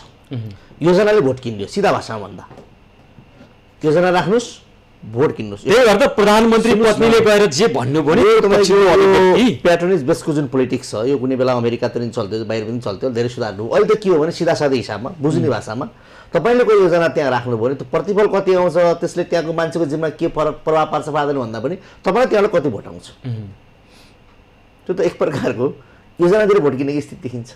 यस्ता कुराहरू डेमोक्रेसीको प्रारम्भिक फेजमा आउँछन्, यसलाई बिस्तारै सुधार गर्दै जान्छ। प्रारम्भिक फेजमा भन्नुभयो, अघि हामीले निर्वाचनले परिष्कृत बनाउँदै गएको छ लोकतन्त्रलाई, समाजलाई भन्ने खालको अलिकता छलफल पहिला गऱ्यौँ। अझै पनि मत चाहिँ के आउँछ भने यो वडाबाट म यतिजनालाई मलेसियामा कोटा पठाइदिन्छु, अथवा मेरो नगर प्रमुख जित्यो भने चाहिँ पैसो मैले पठाइदिन्छु, नत्र त फलाना दाइ फलाना भाउजू भनेर के मुखले मत माग्ने, के अरे पैसो माग्ने भन्ने खालको अभिव्यक्ति अहिले चुनावी सभाहरूमा सुन्न पाइयो, हामीले देखायौँ होइन? यही त हो त हाम्रो लोकतन्त्र। अझै पनि त्यो दुर्भाग्यपूर्ण हो। हेर्नुहोस्, अहिले वास्तवमा मलेसिया जानको लागि धेरै ठुलो मसकत पनि छैन, किनभने सरकारले नै विभिन्न म्यान पावर कम्पनीहरूलाई दिएको अवस्था छ। त्यो धेरै ठुलो कुरा थिएन। अब दुर्भाग्य त्यस्तो पनि आयो, मलेसिया पठाइदिनु, जस्तै भनौँ न यही रोजगारी उत्पादन गर्छु भन्ने मलेसिया पठाइदिनु। अब 5 वर्षपछि हुने इलेक्सनमा सायद मन लाग्छ बाटाघाटा बनाउने विषय एजेन्डा बन्दैन, बाटाघाटा बनिसक्छ। कर्णालीतिर अलिअलि होला, अन्य क्षेत्रमा मलाई लाग्छ बाटाघाटाको समस्या हुँदैन, त्यो बाटाघाटा एजेन्डै बन्दैन, रोजगारको काम सकियो। एक्ज्याक्टली। त्यसपछि सहर केन्द्रित के हुन्छ, सहरवालाले खोज्ने के हो भन्दाखेरि बिहान म 4 बजे मर्निङमा गर्न जाँदा मैले फोहोर देख्नु भएन भन्ने कुरा एजेन्डा। किन काठमाडौँमा फोहोरको एजेन्डा धेरै भन्छन् किनभने यहाँ फोहोरको समस्या छ। त्यसले गर्दाखेरि एजेन्डा फरक हुँदै जान्छ। तर एउटा चाहिँ तपाईँले गरेको यो आलोचनामा मेरो पनि कता कता मनमा लागेको कुरा, स्थानीय तहको बजेट खर्चको स्वरूप हेर्नुभयो भने अधिकांश बजेट सडकमै गएको देख्छु, डोजरै चलाएको देखिन्छ। शिक्षा र स्वास्थ्यमा कम प्राथमिकता राखेको भन्ने चाहिँ महसुस हुन्छ। त्यो किन जाँदो रहेछ भन्ने कुरा त्यहाँभित्र केही न केही इन्ट्रेस्ट चाहिँ बेसी लुकेको जस्तो देखिन्छ। कमिसनको त्यस्ता कुराहरूलाई पनि सुधार्दै जानुपर्छ। एउटा कुरा त हामीले यो जथाभावी डोजर हाल्न दिने कुराले गाउँमा ठुलो समस्या परेको छ। पानीका मुहानहरू मुलहरू सुक्ने, चौतराहरू भत्काउने, बर्फबल फाल्दिने, तर डोजर हालेको हानि गर्ने। वडा अध्यक्षको नामै डोजरा अध्यक्ष एउटा ठाउँमा एउटा त्यो पनि कहाँ जोडिएको छ भन्नु, त्यहाँ पनि छ क्या, त्यो पनि कहाँ जोडियो, त्यही पनि भोटमै जोडिएको छ। जब निर्वाचनमा तपाईँ कोही भोट माग्न जान्छ भने पहिलो शर्त के हुन्छ, बाटो लैजा, बोल्न त बरु, अनि बाटो त्यहाँको त्यसको प्राविधिक पक्षको अध्ययन छ छैन, त्यसको वातावरणीय प्रभावको मूल्याङ्कन छ छैन, इन्जिनियरको त्यहाँ डोजर ड्राइभर हो। यस्तो खालको जुन विकासको मोडलले गाउँ गाउँमा समस्या सिर्जना भएको छ, खास गरी ग्रामीण भेगमा पहिरोहरू, बाढी पहिरोहरू बढ्ने कुराहरू, खानेपानीका मुहान सुक्ने कुराहरू, यो कुराहरूप्रति पनि अब राज्यको ध्यान चाहिँ माथिबाटै जानुपर्छ र त्यहाँ कम्तीमा वातावरणीय प्रभाव मूल्याङ्कन बिना जथाभावी हिसाबले डोजर हान्ने कुरा हामीले नियन्त्रण गर्नुपर्छ। अब यस्तो चाहिँ के भएर छ भने धेरै वडामा वडा अध्यक्ष आफैले डोजर किन्नु भएको छ अथवा उसको आफन्तले डोजर किनिया छ, योजना सिर्जना परे जाओस् पहिले अहिले त निर्वाचनले एउटा काम गरिदियो। अहिले त निर्वाचन आयोगले के गरिदियो भने तपाईँ स्थानीय तहमा उम्मेदवार बन्ने हो भने त्यो स्थानीय तहमा तपाईँ कुनै पनि योजना हुनु भएन। अहिले पो गरे, पहिलाको मैले अभ्यासो पुरो गरेँ के। अनि वडा अध्यक्षको धेरैको ठाउँमा चाहिँ वडा अध्यक्षलाई डोजरा अध्यक्ष भन्दा रहेछन्। गर्नु त राम्रै काम गरे हो होइन, उहाँले त बाटो खन्दिया हो, तर त्यसले चाहिँ उहाँले भने जस्तो प्रकृतिको विनाश छँदैछ। अर्को चाहिँ जुन त्यसमा आउने कमिसनका कुराहरू सबैलाई त्यहाँ जाँदो रहेछ। यो किसिमको विकास हामीलाई नचाहिने खालका विकास, प्रकृतिको विनाश गर्ने खालको विकासको नाममा त्यो भइराखेको छ। यो निकै घातक छ दीर्घकालीन रूपमा। नै हामीले प्रारम्भिक रूपमा विकासको पहिलो इन्डिकेटर भनेको चौडा बाटो, ठुलो मल र भ्युटार छोडिदिनु, त्यसपछि गएर राम्रा खालका चिल्ला खालका होटल आदि इत्यादि यस्तो खोज्यौँ। त्यो एउटा फेज गयो। साथसाथ त्यसपछि के भयो भन्दाखेरि बाटो ठुलो जाँदाखेरि हाम्रा पहाडी भेगका बाटो गएपछि पहिरो जाने कुराहरू अब हामीले वातावरणीय पर्सपेक्टिभबाट पनि हेऱ्यौँ। त्यसले गर्दाखेरि राज्यले यस्तो विकासहरू गरिरहँदाखेरि चाहिँ इन्टिग्रेटेड वेमा तपाईँले वातावरणको समस्याको पनि हेर्नुपर्छ। फेरि अब त्यो वातावरणको समस्या हुन्छ भनेर पहाडका मान्छेलाई चाहिँ जीवनभर हिँडेरै आउने पनि हुँदैन। जस्तै भनौँ तपाईँ हामीले यहाँ भन्छौँ जुम्ला प्लेन बाहेक एक्सेसै थिएन, बाटो गयो नि। कल्पना गर्नुहोस् त एउटा जुम्लीले बस चढेर सुर्खेत आउँदाको दिन के भएको थियो होला। यसमा अलिकति यस्तो हो, तर नखन्ने भने चाहिँ होइन हो, त्यसलाई अलिकति इन्जिनियरिङकै आधारमा खनाउँ, त्यसले दुर्घटना नि कम हुन्छ। अहिले हेर्नु ग्रामीण सडकमा सबभन्दा ठुलो दुर्घटना भन्छ, किन त्यो टर्निङ नमिल्ने, बाटोको साइज समस्या। मैले भनेको कुरो सही हो, तर यसलाई नियन्त्रण गर्ने अहिले तपाईँले राष्ट्रिय स्तरबाट भन्न थाल्नुभयो, त्यो स्तरबाट होइन, लोकल भनेको स्थानीय तहबाटै त्यसमा खबरदारी गर्नुपर्छ, निगरानी गर्नुपर्छ, त्यहीबाट हुनुपर्छ। तपाईँको माथिबाट एउटा मापदण्ड आवश्यक पर्नु, त्यसको लागि चाहिँ जनता सचेत हुनुपर्छ भन्न खोजेको। जनता सचेत बनाउँदा यहाँ स्थानीय तहले आफैले गर्दा अच्छा भइहाल्यो, कहिले स्थानीय तहले आफैले नगरेको अवस्थामा पनि माथिबाट एउटा मापदण्ड चाहिँ बनाउनुपर्छ कि भन्ने लागेको कुरा है। जनता सचेत हुनुपर्ने हो, त्यो भयो नि हुन्थ्यो। जनता सचेत बनाउने राजनीति नै होइन नि त यहाँ कुरा हेर्दैन। तपाईँलाई बडा इन्ट्रेस्टिङ मजा लाग्छ होला, तपाईँलाई काठमाडौँ बसेर मजा लाग्छ होला। अहिले गाउँको समस्या के हो थाहा छ? बाँदर। के हो? बाँदर। बाँदर के बाँदर बाँदर सबभन्दा ठुलो समस्या बागलुङमा होला नि त। बागलुङमा त होइन, देशव्यापी रूपमा समस्या आउन थाल्यो। कारण के थाहा छ? जग्गा जमिन बाँझो राख्थे नि। जस्तै म काठमाडौँ बस्छु उदाहरणको लागि, या अरू कोही काठमाडौँ बस्नुहुन्छ, गाउँमा जग्गा जमिन त्यतिकै छाड्दिने, अनि त्यहाँ बाँदरको बिक्रीबाट मान्छे हैरान पर्नुभयो। त्यस कारण यो बाँझो जमिनको बारेमा पनि अब हामीले बहस गर्न। अनि तपाईँहरूले केन्द्रबाटै अहिले घोषणापत्र जारी गरे हो नि त, खै त अनि यो बाँदरको समस्या अनि यो खेत बाँदर भएको समस्या कहाँ मैले देखिनँ त त्यहाँ। अनि खेत बाँझोमा त मेरो कुरा अघिल्लो एउटा कानुन आउने कुरा थियो। आज पनि मैले बोल्ने बेला आजसम्म के हो तपाईँले बोलेको कुरो मैले सोधे होइन, तपाईँहरूको घोषणापत्रमा खै त भनेर सोधे होइन। त्यहाँ अब घोषणापत्रमा बाँदर साँदा समस्या चाहिँ त्यो छ भन्न खोजेको। भन्न खोजेको हाम्रो चाहिँ तपाईँको अहिले जुन बसाइसकेको कारण छ नि, बसाइसकेको कारणले पहाडको जमिन बाँझो भयो, बाँझनको उपयोग भएन। त्यो उपयोग बाँदर बढेर हैरान छ। मैले अस्ति रामवीर मानन्दलाई बोलाएको थिएँ, उहाँले के भन्नु भने बालाजुको औद्योगिक क्षेत्रमा त्यहाँ ग्यास भर्ने, खाना पकाउने ग्यास भर्ने ठुलो कम्पनी छ, त्यो कुनै पनि समय चुइयो भने र विस्फोट भयो भने धेरै मानवीय क्षति हुन्छ भनेर उहाँले यहाँ भन्दै हुनुहुन्थ्यो। अनि यो विषय कहिले पनि स्थानीय तह निर्वाचनको अथवा सङ्घीय अथवा प्रदेश निर्वाचनको एजेन्डा बन्यो त भन्दा बनेन भन्नुहुन्छ क्या। भनेको जनताका साँच्चैकै समस्या चाहिँ निर्वाचनका एजेन्डाहरू नबन्ने कस्तो निर्वाचन भने क्या यो। अनि कतिपय ठाउँले त्यो प्रयास पनि गरे। फेरि हाम्रो एउटा समस्या रहेछ जस्तो मैले भनौँ भालु नगरपालिकामा भुसिया कुकुर ठुलो समस्या थियो। भुसिया कुकुरलाई मतलब यसलाई मार्नु पऱ्यो केही गरेर व्यवस्थापन गर्नु पऱ्यो एनिमल राइट भन्दा त्यो अनुमति गरिन्छ। मार्ने कहाँ होला सर त्यसलाई व्यवस्थापन गर्ने व्यवस्थापन गर्नु हाम्रो समस्या नि मारे त यस्तो एनिमल राइट रहेछ कि तपाईँ भुसिया कुकुर कसरी व्यवस्थापन गर्नु। ल अन्तर्राष्ट्रिय अनुभव तपाईँ जापान बसेर आएन कसरी मार्दा रहेछ त्यहाँ होइन त्यहाँ चाहिँ तपाईँको घरमा व्यवस्थित ढङ्गले त्यही गर्नु पऱ्यो नि कहाँ मार्ने कुरो गरेर भएन यो अमानवीय कुरो त भन्न खोजेको व्यवस्थापन गरौँ न। अब त्यसलाई ती तपाईँको के गरेर गर्नुपर्ने हो त्यस कारणले यस्ता खालका समस्याहरू पनि अहिले देखिन्छ। यही भने क्या जनताका साँचो जिन्दगीसँग जीवनसँग दिनानुदिन समस्यासँग आएका समस्या राजनीतिका विषय चाहिँ बनेनन् क्या। ठुला ठुला कुराहरू हामीले गऱ्यौँ। सही हो होइन मैले भने अहिले चाहिँ बनाउन सकिन्थ्यो। हाम्रो विकासलाई हामीले व्यवस्थित गर्न सकेनौँ। जस्तै भनौँ न हामीले काठमाडौँको सडक जुन साँगुरो धेरै घरहरू भत्काएर काठमाडौँको सडक चौडा बनायौँ। हामीले प्लान के गरेनौँ भन्दाखेरि भने यो सहर ठुलो हुन्छ सडक चाहिँ चौडा बनाउनुपर्छ घर चाहिँ बन्न दिनु हुँदैन भनेर प्लान गरेकै हुन्थ्यो। हामी घर भत्काउन थाल्यो त्यसले प्लान भएन। त्यो गर्दा यो समग्रतामा के देखिन्छ भने हाम्रो राज्य पछौटे छ। राज्यसँग त्यो स्ट्रेन्थ छैन। जस्तै तपाईँ आर्थिक रूपमा सम्पन्न हुनुभयो भने राज्यले त्यो अघि नै भने जस्तो इन्टिग्रेटेड वेमा गर्न सक्छ। होइन भने त भन्नुहोस् मैले थोरै भनेर हो कि हजुर काठमाडौँको सडक तुलनात्मक युरोपको सिटीभन्दा साँगुरो चाहिँ होइन। यहाँ डिसिप्लिन र म्यानेजमेन्टको समस्या डिसिप्लिन सवारी साधन चलाउनेहरूको डिसिप्लिनको समस्या म्यानेजमेन्ट चाहिँ ट्राफिक म्यानेज गर्न नसकेको समस्या। त्यस कारणले काठमाडौँ जति पनि सडक छ मलाई के लाग्छ भने रिलेटिभली यी चाक्लो सडक हुन् तर हाम्रो व्यवस्थापनको ठुलो समस्या देखिन्छ। 3 वर्ष धन्य दुई त्यागको बहुमतको सरकार चलाउँदा के पनि गर्न सकिएन। त्यहाँ पनि अनुशासन लागेन नि त डिसिप्लिन गाह्रो देखिन्छ। त्यस कारणले यस्ता समस्याहरू छन्। समग्रमा यो निर्वाचनले अथवा प्रत्येक निर्वाचनले एउटा सन्देश दिन्छ राजनीतिक दललाई होइन एउटा खबरदारी गरिरहेको हुन्छ र समाजलाई एउटा खालको सन्देश दिइराखेको हुन्छ। अब निर्वाचनले पनि थुप्रै सन्देशहरू दिएको छ। त्यो सन्देश हामी बुझ्ने नबुझ्ने अथवा दिएको सन्देशलाई आफू अनुकूल बुझ्ने खालका प्रवृत्ति पनि हामी छन्। जस्तै दलका नेताहरूले एउटा ढङ्गबाट बुझ्लान्। उहाँले अघि अङ्कगणितीय कारणले मात्रै निर्वाचन हार्ने मेजर कुरा मुख्य कुरा हो भन्दै हुनुहुन्थ्यो। तपाईँ भन्दै हुनुहुन्थ्यो होइन दलप्रतिको विकसन बढ्ने काम दलले धेरै गरेका छन् होइन। आम जनताले हेर्ने चाहिँ यो कुरामा बढी होला अङ्कगणित तपसिलका दोस्रो कुरो हुनसक्छ होइन।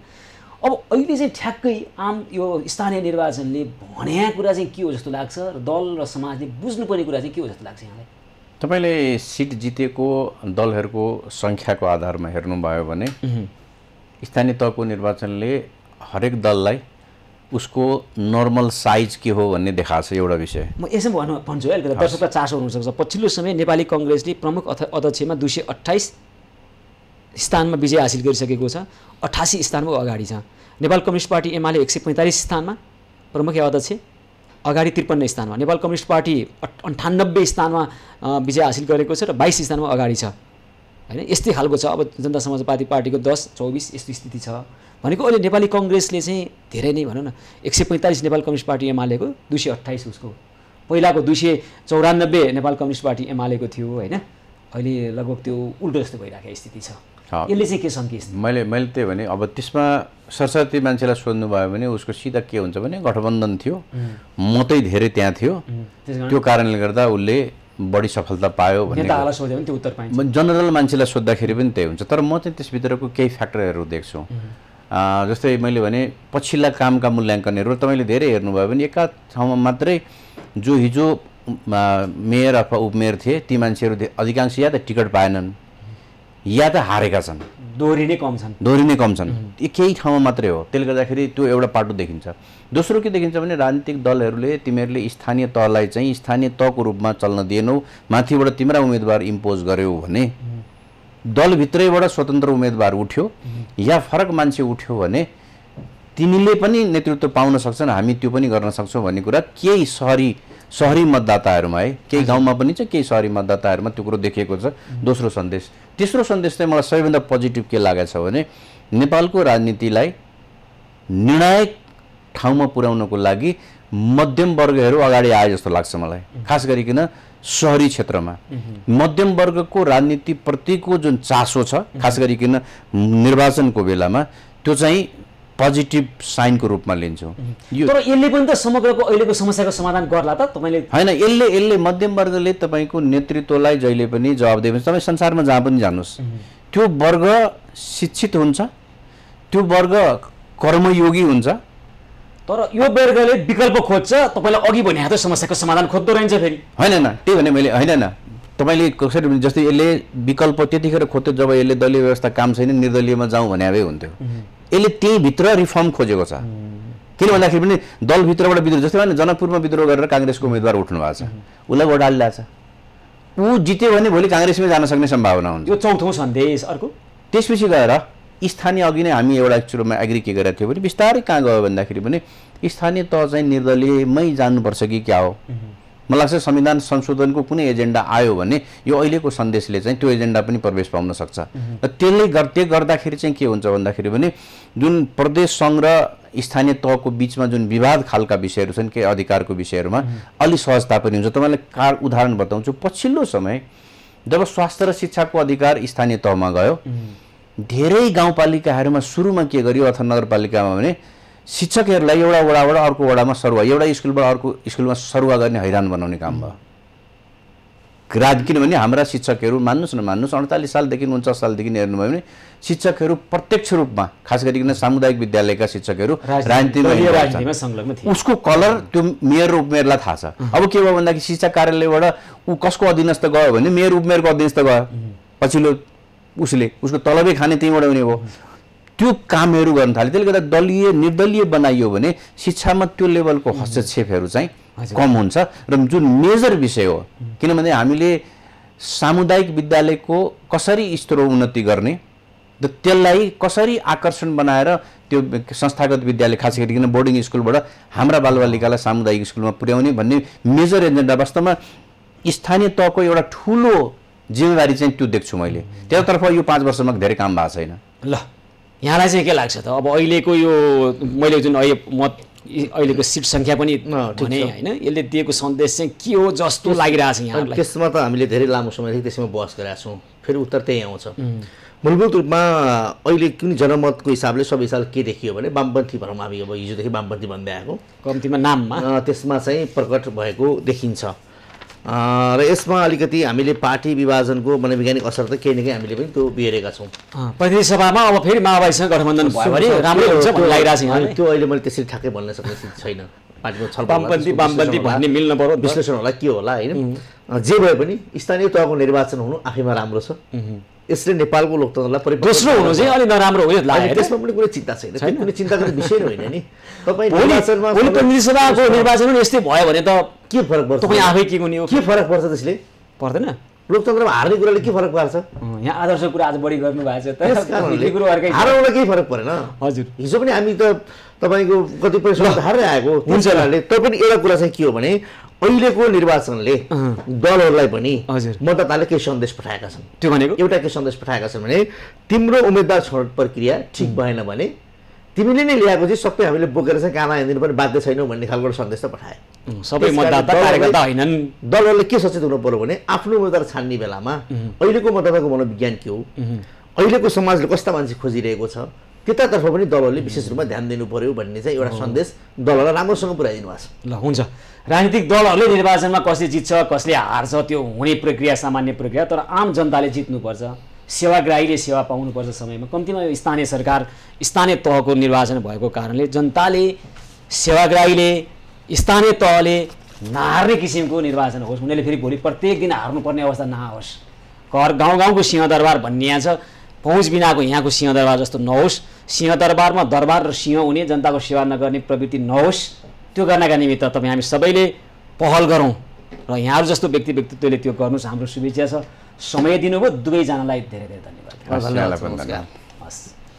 स्थानीय तह निर्वाचन विशेष प्रस्तुति फैसला जनप्रतिनिधिको इलेक्सन एक्सप्रेसको विचार विश्लेषण बहस र विवेचनाको यो विशेष श्रृङ्खलामा आज हामीले कुराकानी गऱ्यौँ नेपाल बार एसोसिएसनका पूर्व महासचिव अधिवक्ता सुनिल पोखरेल र नेकपा एमालेका नेता सांसद डाक्टर सूर्य पाठकसँग। आजको कार्यक्रमको समय सकिएको छ। कार्यक्रमबाट म सुशील पाण्डे लगायत सम्पूर्ण टिमलाई बिदा दिनुहोस्। यहाँहरू भने खबरभित्रको खबरको लागि हेर्दै गर्नुहोला एबी न्युज खबर।